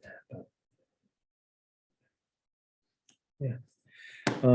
With the above conditions and at a meeting on today's date. Develop these written findings of fact and conclusions of law and adopted these findings on today's date. So before we vote, I have a question, an important question. The applicants are not the owners. Did we have a letter saying that they are to be representing? Ooh, That's a good point. doesn't matter. Yeah, I mean, we talked about title right and interest Yeah. before. Yeah. This is what that comes down to. This popped into my head as we were doing this. So that would be You're gonna part add of that condition. add to the Number 5. condition, number 5. yeah. Yep. That was a good catch. Yeah. We had to pull it out of the fire at the 11th hour there. We're just going rogue and building a house. Yeah. You might just be doing this for fun. Yeah. Spare time. Yeah. So I'm gonna guess the condition might read something like submission to the Belgrade CEO prior to the start of construction.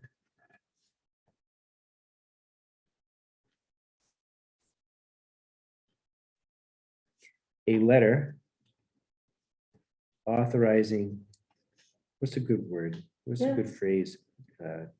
Authorizing. Contractor. Kaplan Thompson Architects is the representative of the owner.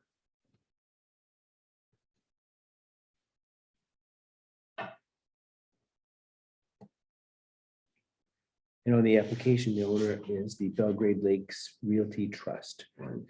So that can be relatively simple. It doesn't have to be some big long thing, but it's got to go to him. No more than one question. Usually 2 sentences. Right. Say one sentence. Right, If we can. 2 succinct sentences. Okay, all right. So have I missed anything else? I don't even know. It's been a long week. Okay, so we've got 5 conditions. We've gone through them. We've gone through this quite thoroughly. It's time for us to vote. Mhm. So all those in favor. So Craig, Yes. Pete, Yes. Sarah, Yes, George, Yes. I am 2. So 5 in favor, none opposed. Dated 6/16. 2. I can take them if you don't want to be burdened.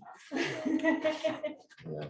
Yeah. We're gonna need a copy of some sort, I would think, right? Yeah. What do you need? You have the, I have the huge ones. I don't know if we want to utilize what Emily has, or if we want to utilize the big post. how big's your file? Not that big. We Then- can fold them nicely like we do on job sites. Oh, right. Small one. Sorry. Exact same as These are the this. exact same and they're half the size. All right, So why don't we if you keep, like why don't this I one, keep those? Yeah. Okay. Just for Thank you. sake of space. make sure. Yeah, this whole packet is not written on, so we don't have all my small notes. All right. And so you guys can have this application back, because I have the original, which will be signed by the board member. And those conditions will be on the permit. So, Yeah, we appreciate the consideration. We know you guys have a lot of eyes on you. Right, right. And the town will receive those phone calls. They will start soon. Yes, Soon. they do. Mhm. They don't stop. Right. So it's always good to have documentation about all these decisions appropriately. That way, everybody's served equitably and we can answer any questions. That's the name of the game. So, and based on that, I want to make sure that, because we'd love to see you folks again, if you're hired for other people. I want to encourage you strongly to be in touch with our CEO and ask as many questions as possible, right? Because you know what we go through up here, right? So being clear on things, you have done a great job with that, note everything on the drawings. I think you've done a good job with that. Think about it from the taxpayer's perspective. If someone has a question, they'll say, what about that? So, Any clarity that we've had in our application and our drawings is largely thanks to Richard. He's been Excellent. patient with many questions from me. excellent. That's what I get paid the big bucks for. So who's doing the interior decorating? Oh, we Martha are. Stewart. Huh? Yeah. We do it all. That's great.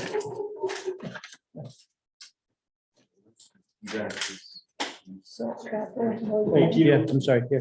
Oops, So just, I need to do a blue. Yeah. Okay. Absolutely. Thank you. It was a good learning experience. Really. Thank you. So, Yes. just whatever you get the 100 and all that other stuff forward. Bring There, that back. finalize everything. Thank you. Thank you so much. Thank you. Thank you. Have a Good good night. night. Well, Safe drive. So Richard, can I give this to you? I need to do a little bit more writing of some wording on some of the conditions. Oh, you have all that, I want to get right? back to the, Yeah, gotcha. oh, this is your pension. Yeah, no, it isn't. No, George has the extra writing here. It's, okay, I'm sorry. Try giving me a crappy pen when I give you a nice one. I know. What the heck? All right, Oh, so we'll get back to this in a second. Thanks, everybody. You want, looks like, Party break, I think. Peter, did you need the language on that one condition? I do, if And you don't this is mind. all 10 scratches, so. Yeah. Why don't I read it slowly to you, because otherwise, Adequacy of disposal system, that one. demonstrate the adequacy of wastewater disposal system Okay, by submission to and approval of form, all caps, HHE -200 to the code enforcement officer prior to the start of construction.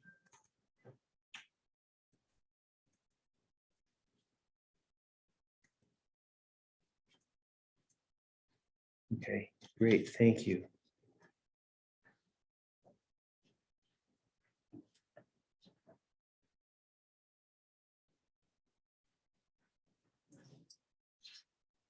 Oh, on number 4, submission to Belgrade CEO prior to the start of construction, a DEP certified excavation contractor, is that the way it's worded? Number and name of DEP certified excavation contractor.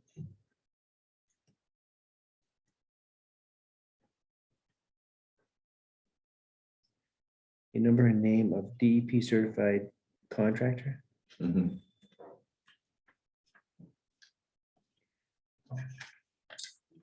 Really good catch in your part, talk about missing the obvious. Well, I know, it's one of those things that glad we caught it. That was important. just to Yeah. catch it. It's just a thing. Part of it is just, like you said, it's just so obvious. And we're talking about a very prominent, piece of property, and obviously they came in very well prepared, Yeah, and things were really lined out quite well, right. Yeah. And it was like, wait a second, at least, do they have TRI? Do they have title right or interest? They have interest as group, but they have to demonstrate that and have. That was a very fast there.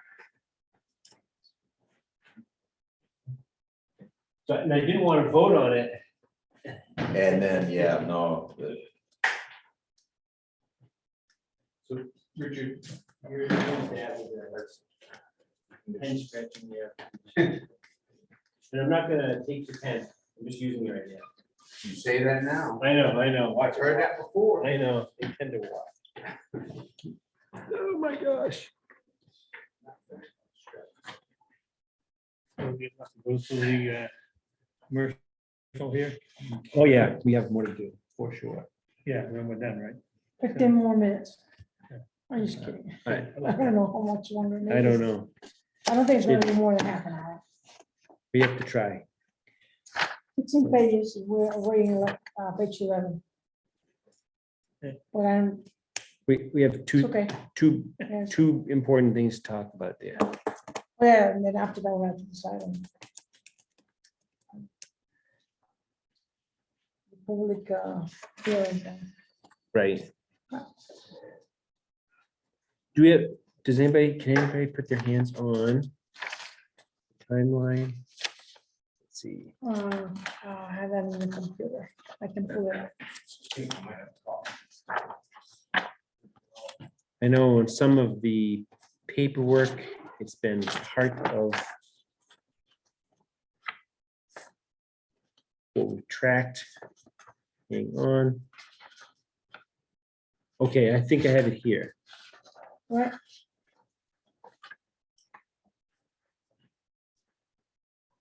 And I have a copy too, so make sure someone. You want me to make copies for everybody? Yeah, if you don't mind, that'd be great. 4, 5? Yeah. 4.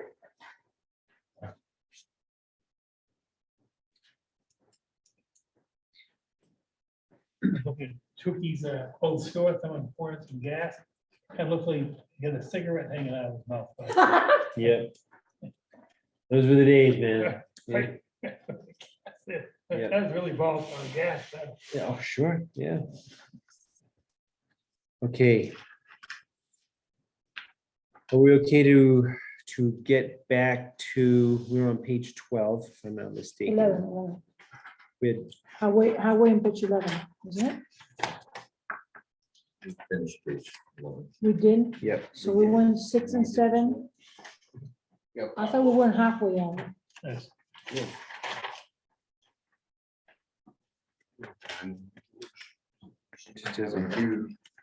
thank you, Richard. You're welcome, Peter. I'm still not having a pen. I know, I can't butter you up with a pen. Right. Right. All right, so are we okay to go on to page 12? Okay. So here we are back at this. So does anybody have any comments on page 12? Yeah.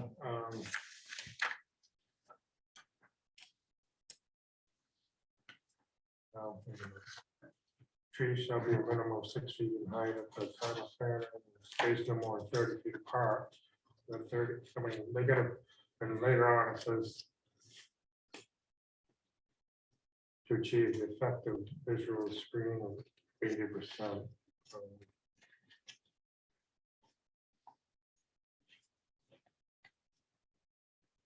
I don't know, at 30 feet apart, that's not gonna achieve 80%. But I guess it doesn't matter, as long as we have 80% of the. And was part of the conversation the fact that, because I hear what you're saying about that, right? Yeah, Right, was it the combination of shrubby stuff and trees or whatever it was that would achieve the 80%? Is that what we were saying? yeah, I mean, and then beyond the 30 feet separation with shrubs and understory trees filling all the gaps. Right, Yeah, you're right, Craig, trees 30 feet apart, clearly it's not gonna come anywhere close to 80%. But they gotta achieve 80% at, that residence is gonna be the first 10 feet above the ground. If it's the road, it's the first 5 feet. Right? I thought it was 10 feet all the way around the board.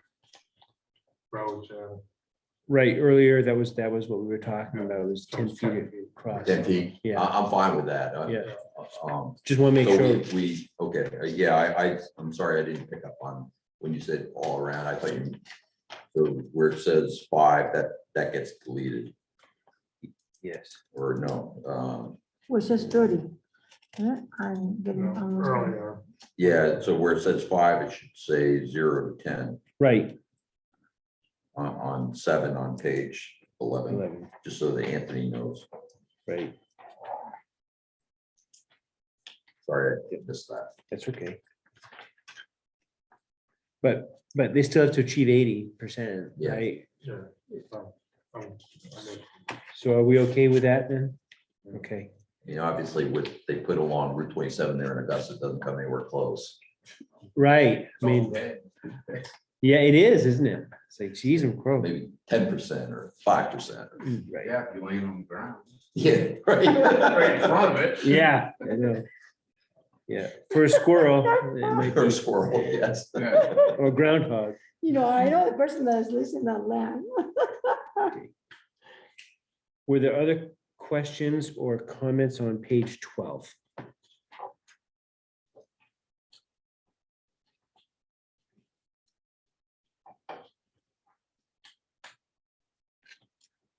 If not, let's go on to page 13. Craig, I'm just voting. okay, I'm sorry. But did anything change on page 12? No, Trying to keep diligent notes, just in case Anthony can't keep up via that device. okay, We've really become dependent on that, haven't we? mhm. Okay, 13. Yep, we're on to page 13.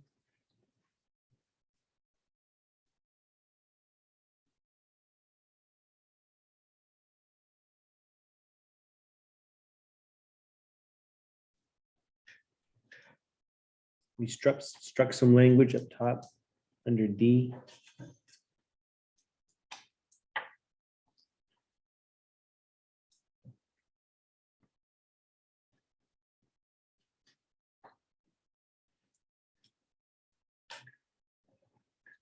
Sarah, under 9, utility notification. This is another one of those search and finds.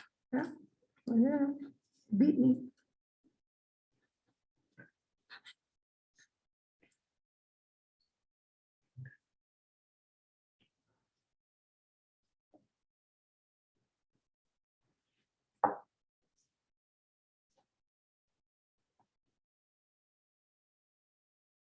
Same thing, one with this. Yeah. Oh, yeah, good point.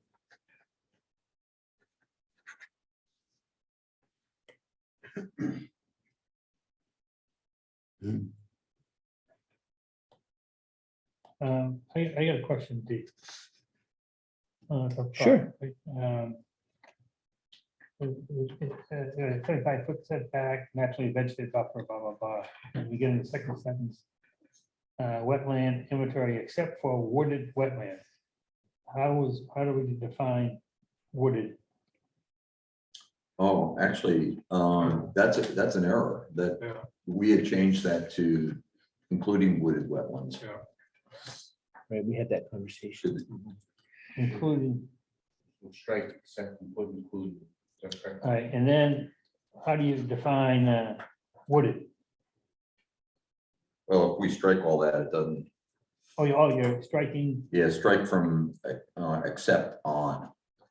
except for wooded wetlands that may not be located in wooded wetland. So you're striking all that whole sentence? Yeah, Okay. That answers that question. And wooded wetland is may not be, may not look at it in wooded wetland, so still your question is still valid. It's still there. You strike out except for wooded wetlands, and they say may not be located in wooded wetlands. but. So yeah, we're we'll gonna strike all that out entire too. thing, Yeah, All right, Yeah, so what's left is that very first sentence in that paragraph. and the ends in inventory. Right, ends at inventory, if I'm not mistaken. Right, so the sentence finishes did with. you ask that? And wooded wetlands is included in the national wetland. It is, Yeah, I don't remember that, but I trust what you guys saying.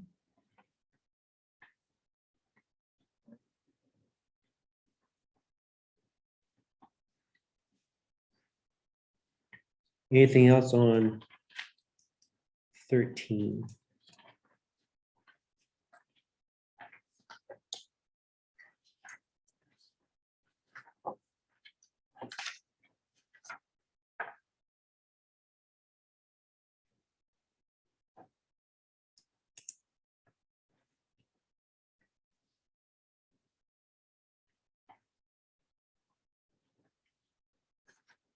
If not, moving on to 14. 13 visual impact, non-residential is coming out, So there's- Right. and non-residential is coming out again in the third line down. So Yep. there's an error in second to last paragraph, which starts, in addition to the considerations listed above. The third line up from the end of that paragraph, an elevation of 600 feet or greater. We had decided on 550, and that just never got changed. Oh, Instead of 400, 600. oops, Yeah,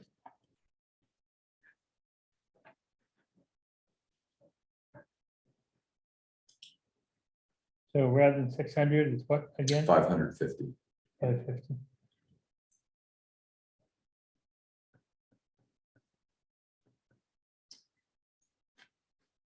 so non-residential is gonna be strike out 3 times. okay. On the next to visual impact, and then below that, 3 lines down, next to the USSF as scratch, Yeah, and then in item E, towards the end of the first line, oh, good point. also three places there. Okay. Anything else on page 14? You okay? Yeah, Okay. On to page 15.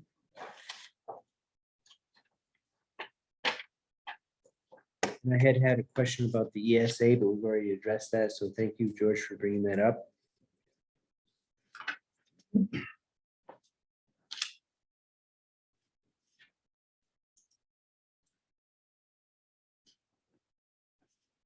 Non-residential again is coming out on 15, Oh, yes. and then below, again, 4 lines below, non-residential is coming out again, And then, and then the end too, three Yeah. places. I can't believe it. You're still awake.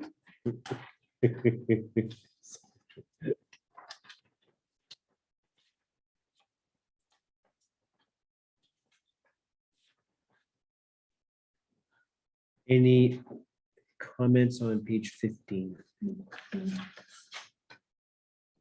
Then 16 is pretty brief. Non-residential is coming out again, yeah. On mine is, Craig is printed this way.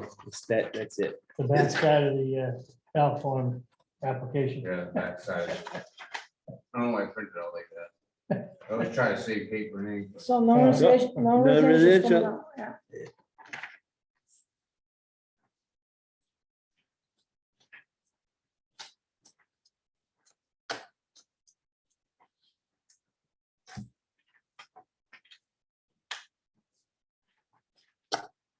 All set? Okay. Peter, there's, in terms of the overall package, there's still one thing that Anthony actually mentioned this in one of his emails, but just as a reminder that, again, to Anthony, that he needs to amend that part of the existing ordinance that deals with the life of the permit, Right.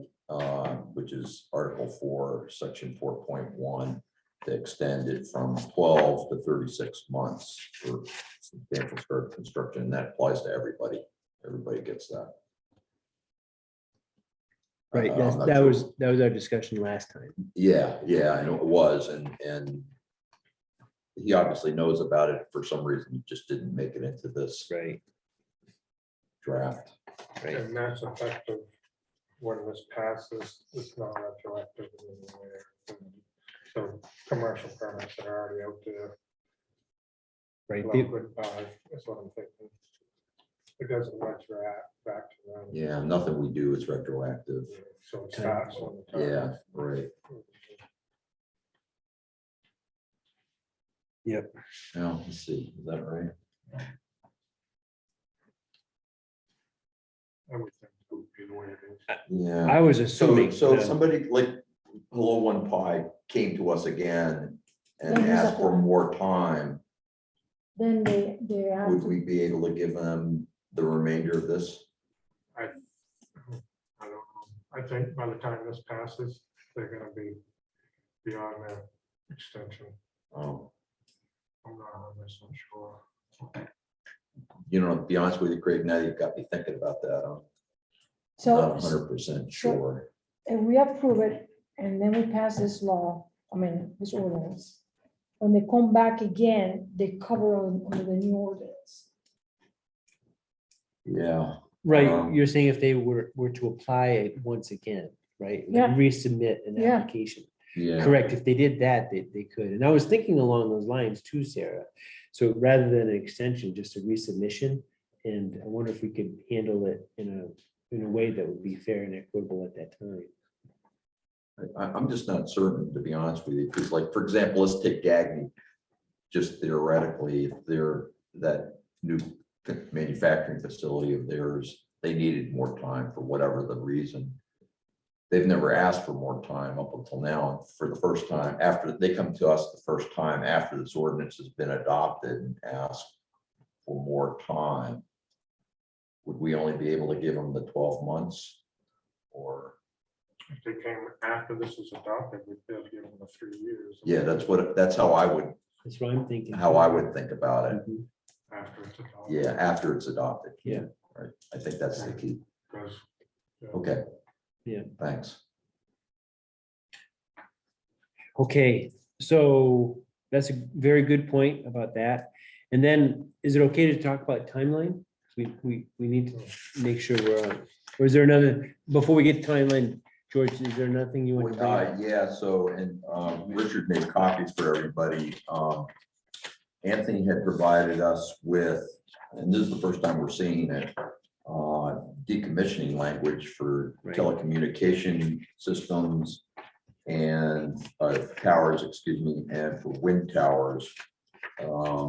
And it's originally, look, you guys probably didn't get this, but you get it? I got it. You got it, you got it, Looked but at you guys didn't get it. So what do we want to do with this? Where are we going with it? This, so. You can give it to Anthony, Oh, he had notes on that. we don't have, currently, we don't have very robust, I guess would be the word. Decommissioning requirements for telecommunication towers or for wind towers, which the ordinance already regulates. Right. And so that is language that Anthony sent to us that came from the KV cog model ordinance. The telecommunication tower part, I thought was lacking. And so I had submitted what Richard had made copies for everybody as an alternative. All I did was edit that for your perusal. Mhm. I actually have color copies, if that would be easier to read. I'm okay with what we have as personally, as Okay. a revised or edited version. I went over this and I'm good with it. I got it through, Anthony's email. So we're gonna add this to the solar, No, you Nope. know how in the back of the ordinance, what are we? we have like Commercial. sections for Commercial. gravel and for lodging facilities. Well, we also have a section for a telecommunication tower. This would be added to the telecommunication tower section and replace the decommissioning language. They don't call it that, but there's like 2 lines now and we would replace it with that. So you want to expand the verbiage substantially. And this is it here that came pretty much from Katie Fogg, and you edited it and stuff like that. Just for the telecommunication tower part. Okay. I thought the wind tower thing could, with a few tweaks, could be made into more than adequate, but. Okay. And then the solar. Solar. Yeah. Then this is, I'm Yeah. gonna exit out, Yeah, X that out, and the reason is because we incorporated Right, better language than that into the solar part of the ordinance right, right. already. okay. Oh, so. Yeah, this so is that's a little an add-on- confusing. Add on to just the wind farm, the winds and, Telecommu- yep. So okay, basically, what you have there is broken down, and this is what we're gonna do. This is what we're, That's just the part for the telecommunication, the part that's in there for the wind tower, I didn't do a whole new draft of that. oh, yes, that's telling. Yeah, so that, Right, I apologize for the confusion, but I knew that since this was the first time we'd ever see this, right, and the only time we'd get to see it, right. If we're gonna stick to our timeline, this is it, yeah. right? So first of all, when I saw this, I was a little surprised, I guess. overwhelmed. Well, yeah, I mean, I didn't know the reason, but maybe the fact of the matter is, it's the right time to do it. You know, if we're gonna try to be consistent with all the types of Okay. activities in the commercial, then why not beef this one up too, Right. right? It's not a big change in the end. It actually strengthens, I think, the ordinance, Exactly. so. And it looks like we have the same types of things where we're looking for a bond for removal. So then it talks about, you know, at the time of approval of the permit, you have this other thing in place, the bond.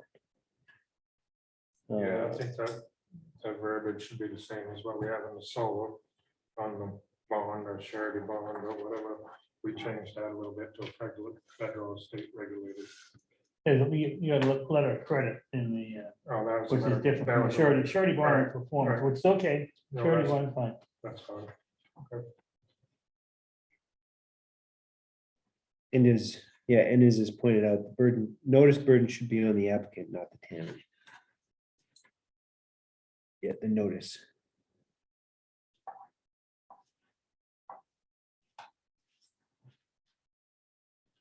And with this language, George, as you pointed out, if the owner refuses or is unable to do so, we have flexibility. So Yeah, that's good for us. On That's that. good. yeah, the way the existing language in the ordinance reads is that, like, the town has no choice in the matter other than to undertake the removal of the tower. It seems like different situations might be different. Maybe the town just wants to ignore it, you know, I Mhm. don't know. Okay, so,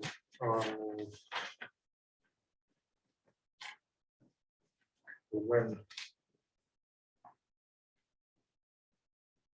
do we want to add in on transfer of ownership, the inspection requirements that we did on the solar? I didn't, just because I didn't see where that there would be any threat of a release of oil or hazardous. Oh, they're big, they leak oil big time. When does, Wind towers. oh, I didn't know that. Oh, yeah, you go up north and the things blow up there and they just spew oil everywhere. No kidding. Well, then we should, I think. No, it's oil for the turbines. Yeah, right. They blow up and they spew oil everywhere. No kidding. Good to know. Well, I mean, it kind of makes sense, it's like a diesel Right. engine, I mean, not diesel engine, but the diesel engines on the railroads, they just spray oil up and down the lines. That's all they do. Not that we were gonna have any major wind tower. Right. But You never know. but just an inspection, some sort of inspection upon transfer, Yeah, same Makes sense, yeah. verbiage that we just used. Yes, Yeah. I agree. So, where's you got it there. So we could add that same language,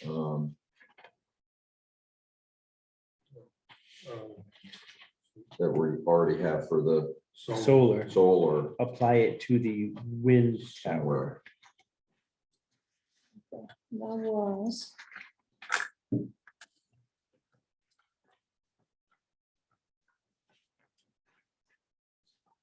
That's,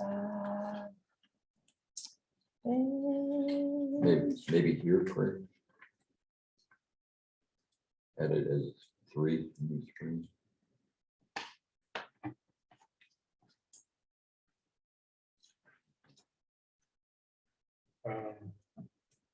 Well, Page I was talking 15. about transfer, page 15, was it? Oh, we're here. yeah. Maybe just add it to the end. Yeah. Yeah, okay. This for you guys. So, I like Craig's idea of just adding the same language as the first site assessment at the time of transfer or decommissioning at the very end to, so it'd be new paragraph 6. Okay, And obviously that would have to be changed a little bit. Because it probably says solar facility or something like that. yeah. Yeah. So.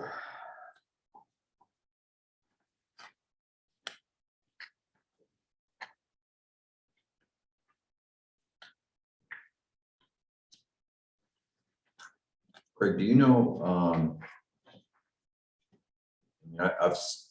never been on a large, the larger scale wind tower facility before. Do they have transformers and inverters like solar facilities do on the ground? From DC to AC, You must have something. I can't remember. you would seeing think it. so, wouldn't you? So, I mean, just to refresh it, the way this reads, without any changes, the decommissioning plan shall include provisions for conducting a phase 2 environmental site assessment adequate to determine if there has been a release or discharge of oil or hazardous substance at or near any transformers, inverters, or other equipment containing liquid oil or hazardous substances defined by law. So that would include the cooling oil in the turbine itself. Is that adequate? To add on to transfer, yeah. And just decommission. That would do it. I believe it would do it. The only thing, let me see that again.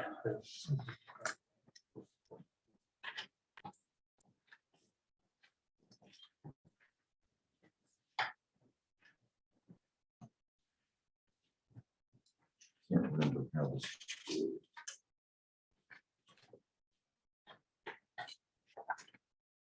Yeah, okay, yeah, that would work. I think it would work just by sticking it in there. So that would become new number 6 in the decommissioning section for wind energy facilities. Okay, So, Decommissioning and transfer, right? so Because we have solar. Transfer of ownership. yeah, let's see, so.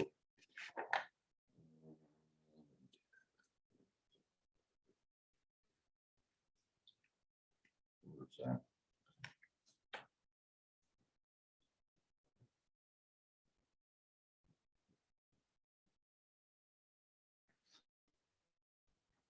Yeah, prior to transfer of ownership or change in use of the facility site.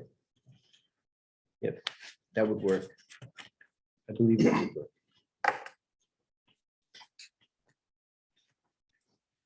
So if that would be, the case would be covered in those 3 areas, right? We'd have the solar part covered from the language we've created, right? For the wind towers and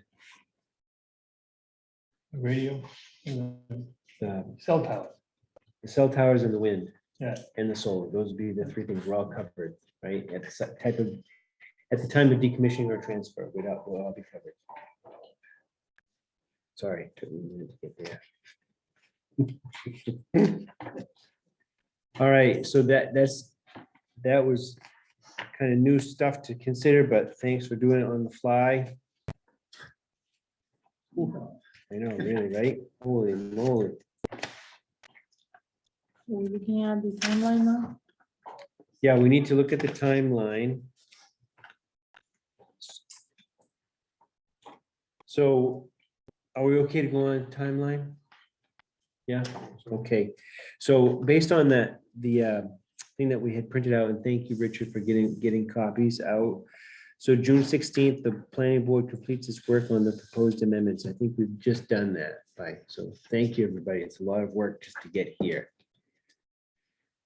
I can't think of any other outstanding items for this, so I'm considering this part that we're planning to move ahead. Next was for late June or early July to schedule a public informational meeting on any date of your choosing to gather citizen input. Can we look at what's a realistic time for a public informational meeting? I will call it Wednesday, July 6th. Right before the next meeting. So we will have between now and then 3 weeks to inform the public about it. So hold a special meeting just for that. All the special meeting on Wednesday, July 6th. So that. Would have to hold a So special that- meeting. Well, anyway. hold on a second, hold on a second. That day will be for the public informational meeting. Because on that, it's in that meeting that we're getting feedback from the public, and then we do our July 7th, which is planning board consider input from the informational meeting. So when's our next meeting? The 7th is on the Thursday, and then we'll do my suggestion will be to do the public information meeting on the 6th of July, the day before then, which is a Oh, the Wednesday. 6th of July? Yes, you're right. Oh, I thought you said 15th. No, 6th of July, which is the day before, then the Thursday that we're gonna meet to put all those input into the ordinance, so to speak. So Craig, does that make sense? Because I want to make sure to answer your question. Our next regularly scheduled meeting is the 7th. This July, yeah. it's just- Yeah. I kind of like the idea of having it on the 6th, so it's really close, Yeah, and it's so fresh. right? And we'll come back to, I mean, it will be intense week, Yeah. but 2 days in a week meeting. But that's what happens during these times. And it will give us time to spread the word to come to that July 6th meeting. Mhm. But we have That to would move, give us 2 weeks, well, a full week to get the word out and all that. Mhm. that have to happen next week. Yep. Have to be hard on that. So I need to post something to the website. I would guess, update the calendar. George was mentioning that it's not only about doing that in the website or in the Facebook page, is that we really have to tag in with emails specifically to specific people. Yeah, I mean, that's how we've done it in the past when we've held these, and So we have to I create, actually took the liberty of to supplement what you described, basically as a supplement. Took the liberty of drafting up an email that could go to everybody, yeah, to people, and Like this is that my only business, copy, but this is a possible list to start discussion of people that might be interested parties that. sure, thanks. Sure. Richard's gonna need one also. And this You know, one. I don't know all the parties that would, One more, Richard. should be invited to this, you know, like, for example, I don't know who is, who, Can I take a picture of this? yes, certainly.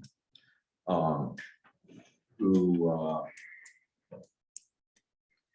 who the people are over near the proposed solar facility off of Basin 11.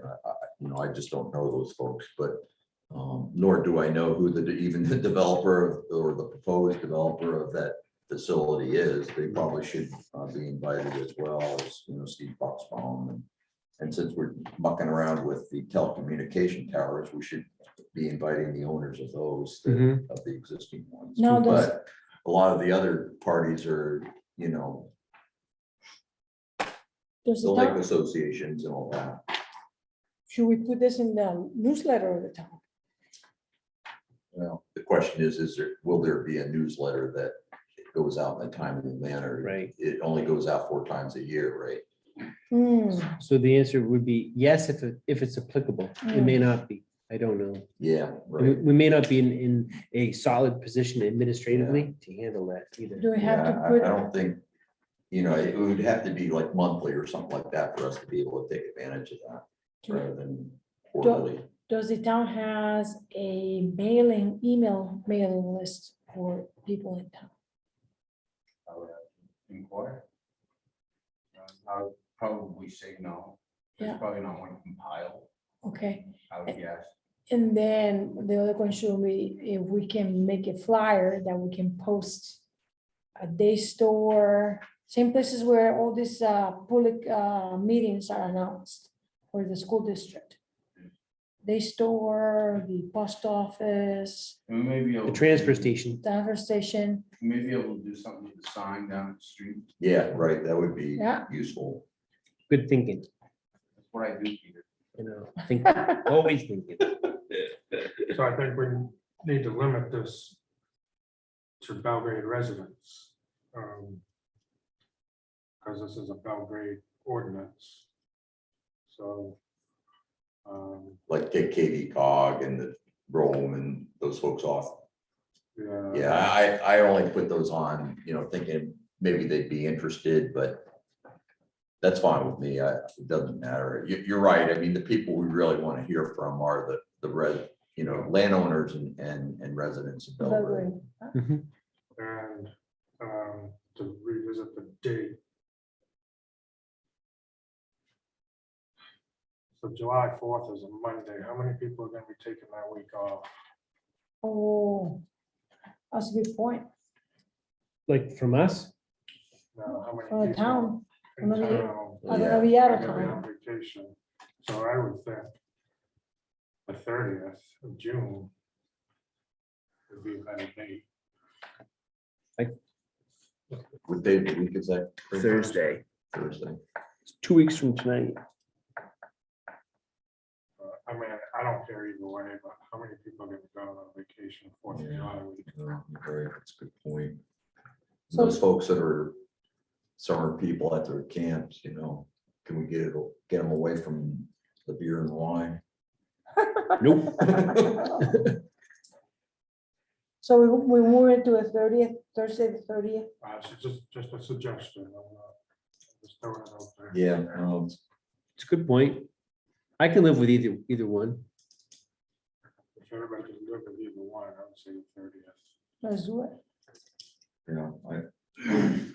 I'm gonna hold this at the center. I may have a conflict on the 30th, but that's not a good reason not to do it then. We'll take a vote, take a vote. Come on. Well, no, it's just a matter of as long as there's enough of us here to listen, I mean, that's what our purpose is.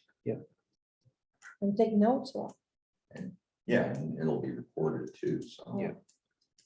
And Richard, you asked, would it be here or Yeah. would it be at the Center for All Yeah, I Seasons? don't think we'd have enough room here. Well, I was gonna ask that too. See, I don't know, maybe you knew Craig, but I got the impression from when Dan Newman's attended that, the folks that live down Burton Woods Drive or whatever lane or whatever that's called are quite agitated. And I don't know if they'll show up in mass to, basically protest or what, but, Um, I mean, Probably safer than Saturday. How difficult is it to get the recreation? It's not difficult, especially in the evening. Oh, okay. That's Better not off down there, generally the big taken up in large the evenings facility. or daytime. In this case, Yeah, one thing about meeting down there is you Yeah. can't have, it's difficult to have Zoom. oh, because the owl doesn't work very well. It doesn't capture a large enough. Well, portion. Sarah said she take notes. Uh-huh. You said you take notes, right? Oh, yeah, I'll take notes. I have no problem with Well, that. I guess, let's talk about that. This is, if we say, this is for taxpayers, I think, right? For anybody Yes. there? All right, so a lot of the big taxpayers, out of state, there's not, a lot of them, are gonna be, looking to come in on Zoom, so. You gotta think about that, so. You gotta do it someplace where we got Zoom, a good Zoom system. I don't know. So, Well, last time we went over this, for the moratorium, we did it right here. It was packed. Yeah, no, I mean, it's just a question of, how many people we think might attend. I mean, it isn't like in the past, it's been standing room only, Mhm, but this may be a more emotional issue. mhm. I just don't know. Yeah. So, how difficult is it to get Zoom down? Well, I was just thinking about that, Pete. I mean, if we bring a laptop down there. My God, I can do Zoom with my cell phone. Right. No, but getting Zoom is not the issue. yeah, It's how this works with a large audience. This is intended for a small audience within a certain range.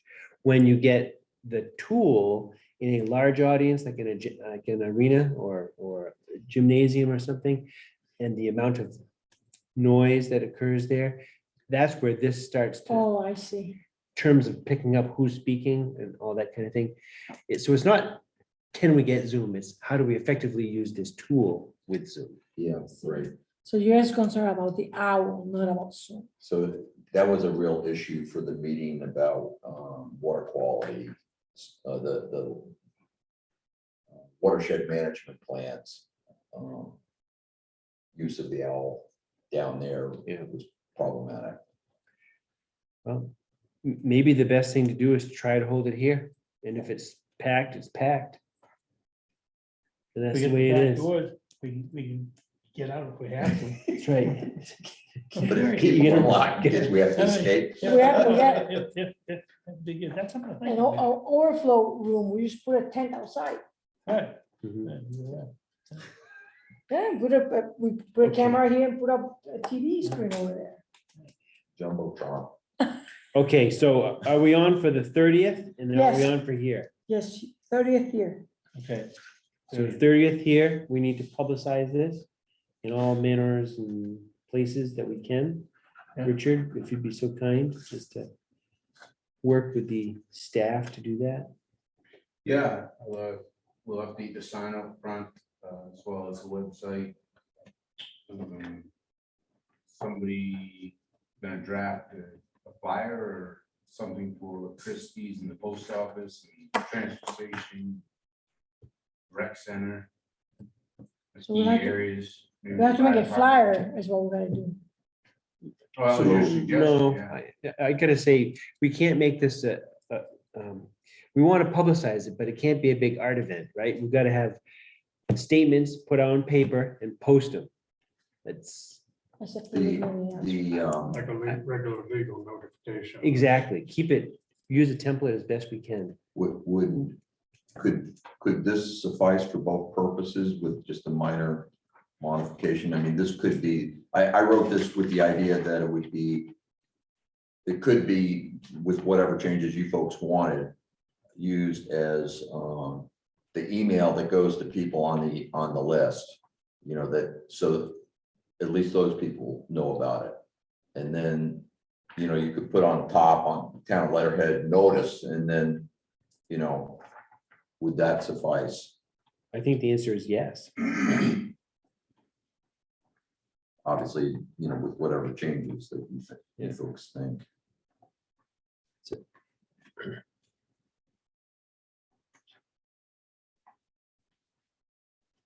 Would it be fair to have a 2-hour meeting? I wouldn't have it any longer. Is it a 1-hour meeting? Make it an hour, see what happens. What's that, Pete? Make it an hour and see what happens.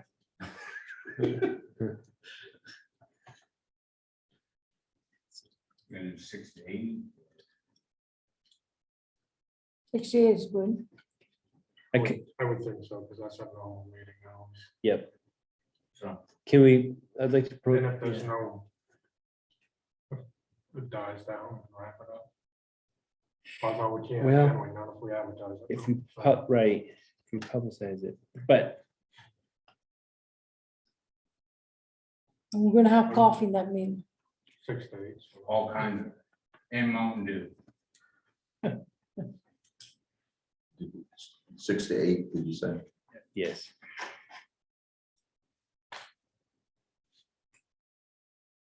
So George, are you gonna revamp this? I can, I mean, depending on what other changes people want.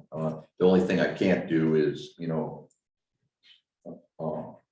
mean, I think we need to put the draft, obviously, on the website. Yeah. Right, so we can't do that until Anthony finishes his work and gives that to you or somebody, Nick or somebody, to put on the town website. And then we need to put the link to it in here. Right.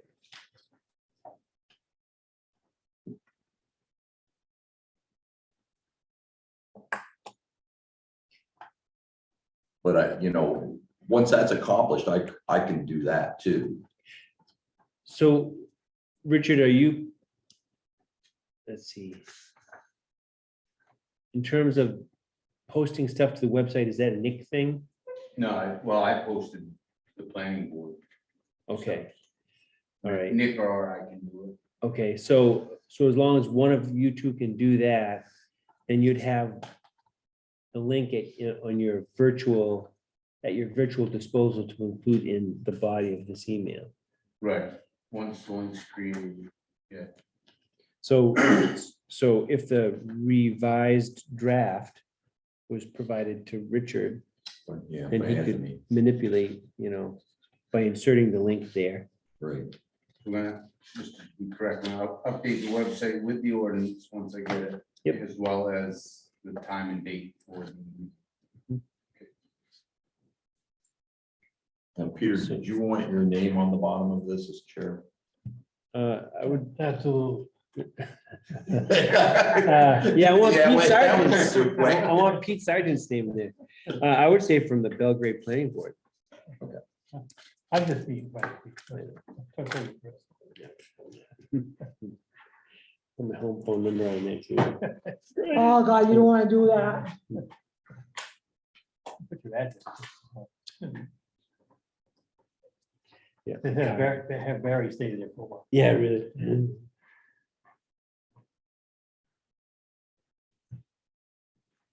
All right, so we'll have a public information meeting on the 30th, right? We'll go through the exercise of the things that you're gonna do in advance. Have this go out, and you're okay to send this out? Sure, I just need the home sentence to, sure. And I think, yeah, did you see the list? It's stopping. And I think, well, Craig has it here. Oh. But yeah, we're yeah. just gonna take it to the.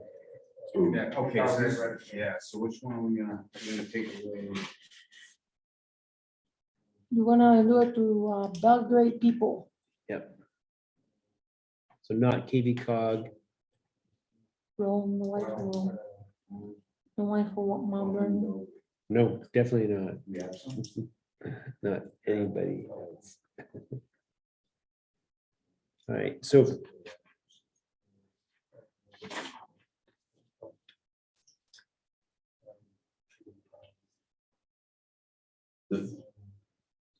Does anybody know? Wait. So we took out the developer of 811 Solar, KV Cog, which is only 2 weeks off. and If we can find the existing telecommunication towers in Belgrade. Well, if we take off those folks, though, don't we come across as being one-sided? Well, no, it's a Belgrade ordinance. Yeah, I know, but it's gonna impact them. I Are mean, they- like, are if they- we, are they taxed? when, Are they I mean, taxed? like, for example, when we've done, originally adopted this ordinance, we had invited, Hammond and the other big businesses in town, because we Mhm. knew it potentially might Yeah. impact them and that they should know about it. Don't we have an equal responsibility here? I mean, even though they're a large out-of-state company, it doesn't, They're not a business in Belgrade. Those Gagny and Hammonds was business in Belgrade. I think we need to pertain it to the Belgrade resident business. well, I mean, there's plenty of business in Belgrade. I mean, Yeah, my question. Do we Is, invite the whole state in? Because anybody can own a business in Belgrade. well, I mean, but the towers, whatever, the existing towers we have, they're taxpayers, and right, so you gotta invite those, right? Yeah, we didn't take that off. Yeah, Okay, I just need to find an email address for them. right. I don't have one, it's not on the sheet. yeah, no, I have no clue, Yeah. I mean, Yeah, and someone- that may be too much work, Richard, I don't know, because first have to figure out who the hell they are. Right, that's why I was asking Craig, do we have any of those? I didn't even What? know. Yeah, we do. Yeah, well, if we do, they're paying taxes, so. No, I get it, and I'm gonna attempt to find their email addresses. No, who's ever. Actually, you know who owns one of them is Gagny Cement. Okay, They own well, one I on do top have of an email the address. West Road. Okay, so I will put beside this gagging. Email address for that. So, Well, but will the tax assessor have that information here in town, right here? We'll have to work that out later if you don't mind. Right. Right, for now, because it's getting on 9 o'clock. I just want to make sure we kind of get through the concept. Who else are we missing now? Who else are we missing? I want to go back to this thing. So we Well- only invited Belgrade residents and Belgrade businesses. So for instance, the But people it's that, gonna be, go ahead, sorry. the people that did the presentation in the rec center about that potential solar place in Rule 11, Mhm. we don't invite them. No, Well, I guess I would say if it's going to be publicized in a variety of multimedia places like Facebook, website, on the town sign down here, it's not going to exclude people who would have interest, right? That would not, No, they wouldn't be excluded. It's a matter of perception. right? And so really, it's trying to make sure we're trying to be as inclusive and proper as possible. So who are we missing? There was a question mark, I think, The before. Burton Woods people are, they're paying attention, so they're gonna see it. really, Yeah. I mean, I don't know any of those folks, so I don't know. I know Dan Newman's apparently in touch with them on a regular basis. Yeah, I mean, once we post it to the town website, they're gonna see it. Okay, They're paying attention, I can assure you. I'm just thinking ahead, I don't want the board to get undue criticism Right, from somebody. How come I wasn't on the list? Hmm. That's all I'm thinking about. so If they're gonna find out, then that's fine. they will find out, people will find out. But trying to invite it, the people on that list as comprehensively and as inclusively as we can, as it pertains to people who have interest in Belgrade, residents, do business in. I think that's appropriate. I mean, we can't cover every single. No, we can't. No, We no. just gotta envelop as much as we can. Yeah. Right. I mean, It's, I was just trying to capture the obvious interested parties. right, Um, being open and transparent about it is the most important thing, right? That's the most important thing. That's what we're doing. And just like business, word of mouth is the most powerful marketing tool. This is a small town. I mean, you got something Sure. like Christie's and Sign and Facebook and, I mean, we're gonna have, Oh, yeah. out there. so. Yeah. I think so. And I'll of course spread the word. Right. Right. So, I think we'll be. Well, we only got so much room. Yeah. Yeah, well, I am wondering if it's gonna work out. We'll find out, huh? Yeah, I know I'm gonna have a share. I'm not be standing for that meeting. Will your chair be by this door? Very close, Yeah. yes. So is this acceptable? I mean, I think it's great. Thank you for. So doing that. what I'll do, Richard, is I'll make a few of the tweaks we just talked about and email it to you as an attachment. You can tell me if you get it or not. Right. What, I'll respond immediately. And I'll do two versions. I'll do it the way it is so that it can be just, once you have the website link, you could just insert it and then you could just copy and paste it into an email. And then I'll also write it up as a notice that could be, put up there with the missing dogs. I can print it on letter.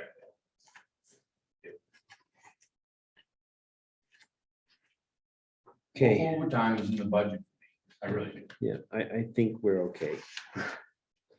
All right, so we've gone through, so we have a date, right, June 30th here, location, 6 to 8. We have the email to invite people, and that's the meat and potatoes of the notification, right? So we're all good. So for our timeline, June 16th, check. In process, late June, early July, that's the public information meeting, June 30th. We're on course, we're not off course yet. July 7, planning board considers input from the public informational meeting. So in advance, thank you all for being able to participate in the extra meeting, another extra meeting for the public informational meeting. Thank you very much. Peter. So on the July 7th agenda, Richard, we'll still need a block, an hour or whatever for. That was my next question is, because that's our regular planning board meeting? Yes. Is it? So shall I hold off applications or do we want to still entertain? We're gonna need an hour for, I would say, for consideration of the input from public informational and meeting. then At add, least. and then fill in with applications afterward. You think it's just gonna take an hour? I don't know. I have no Maybe idea. we'll do a much less, but How much of a backlog? do we have? Why don't we give the CEO update right now? So I got now, I think it's 6 with 1 incomplete. As I was telling George earlier, the Watson family farm, Watkins. I don't know how to pronounce it. I can't remember how it's spelled. They want to convert their farm into three apartments. It's not Wadley, is it? No, Watkins or Okay. Watson. So that was a 98-page permit that I got today from AE Hodson. And I got a 154-page permit from them for a pavilion / lunch area at Camp Moulton. And other than that, we just have some minor shoreline zoning applications. So is it Wilcox and is it in North Belgrade? Is it a permit that we've already visited once? You referring to the farm? Yeah. Not to my knowledge. Not in It's North- brand new. Oh, it's either Watson or Watkins family farm. I in can the- tell you after the meeting, I can look at the paperwork, give you the exact. It sounds complex, right? The goal, the Yeah. idea is it's gonna take time. It is, yeah, both of those applications, I guess. Yep. so we have 5 applications standing. No, we have, I think, 6, 1 incomplete. I believe it's 7 total. One of which is entirely beyond the 100-foot mark, so I don't know how you folks feel about that one. It's new construction with a garage. I had sent out a mass email to you folks, and I'm assuming you didn't get it because nobody responded. Saying, I "Hey." I haven't don't get know. anything from you since last month, nothing. Yeah. It's just so weird that Yeah, I everything don't was know. fine, like when I first started doing it, you know what I mean? And I haven't changed anything in the planning board list that I have, and I even verified the George's email. and Are you it was sure you're on correct. the router? So, at any rate, that's kind of where we're standing right now.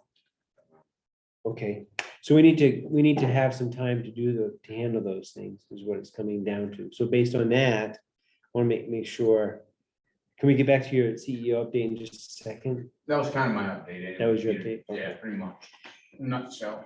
So if we have that, if we have on July 7th an hour for consideration of input from public informational meeting. Greg, I hear you. It may take more than that. I don't know, but I don't know. I don't know how to do it all, man. We're already burning the, I wouldn't schedule anything, any of those, either one of those bigger, larger. No, those aren't. Those are at the bottom of the list anyway. I just got them today, so. If you wanna go shoreline or something. yeah. Keep it simple for us. Yeah, I got a few, so. Yeah, I would say if we could do that, then that'd be great for the 7th. It'll still be a long night, I'm thinking. Yeah, And then on the 21st, just so everybody's aware, if we're going to approve the proposed amendments for the select board's review and consideration, would have to,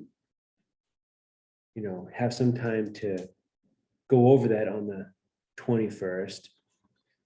It could be easy on the 21st, but maybe you'd have to go through some stuff. So I'd say I would say plan for an hour on the 21st for that aspect.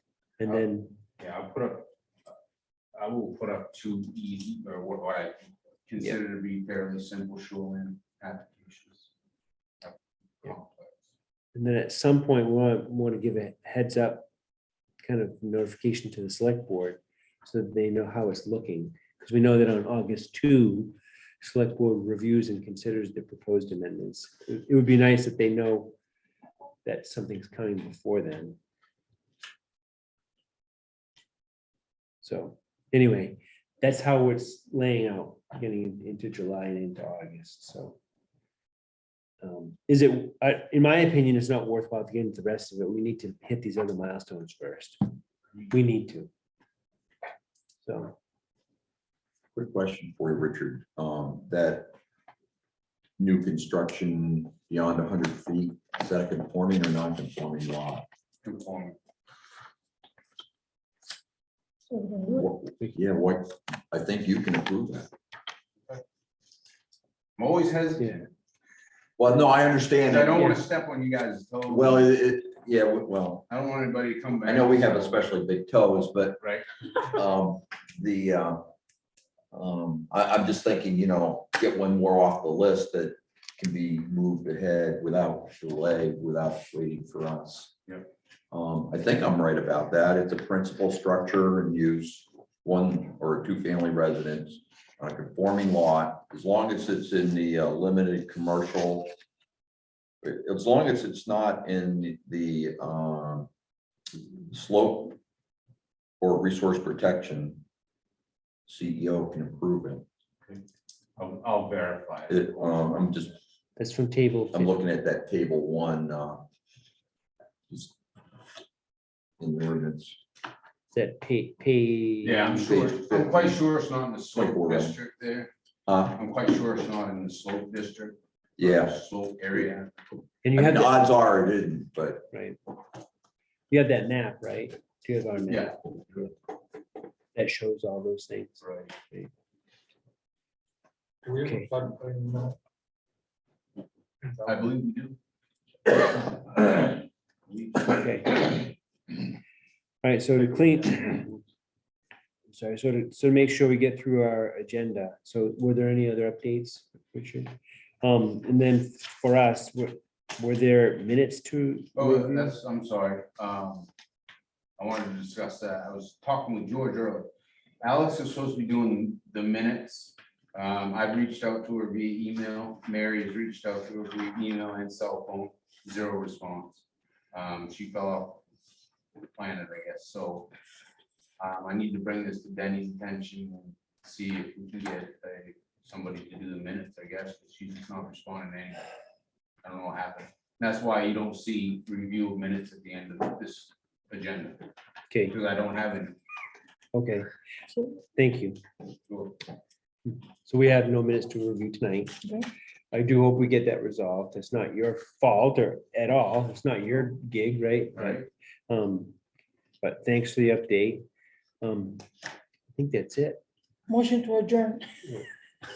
Seconded, Craig second. All in favor?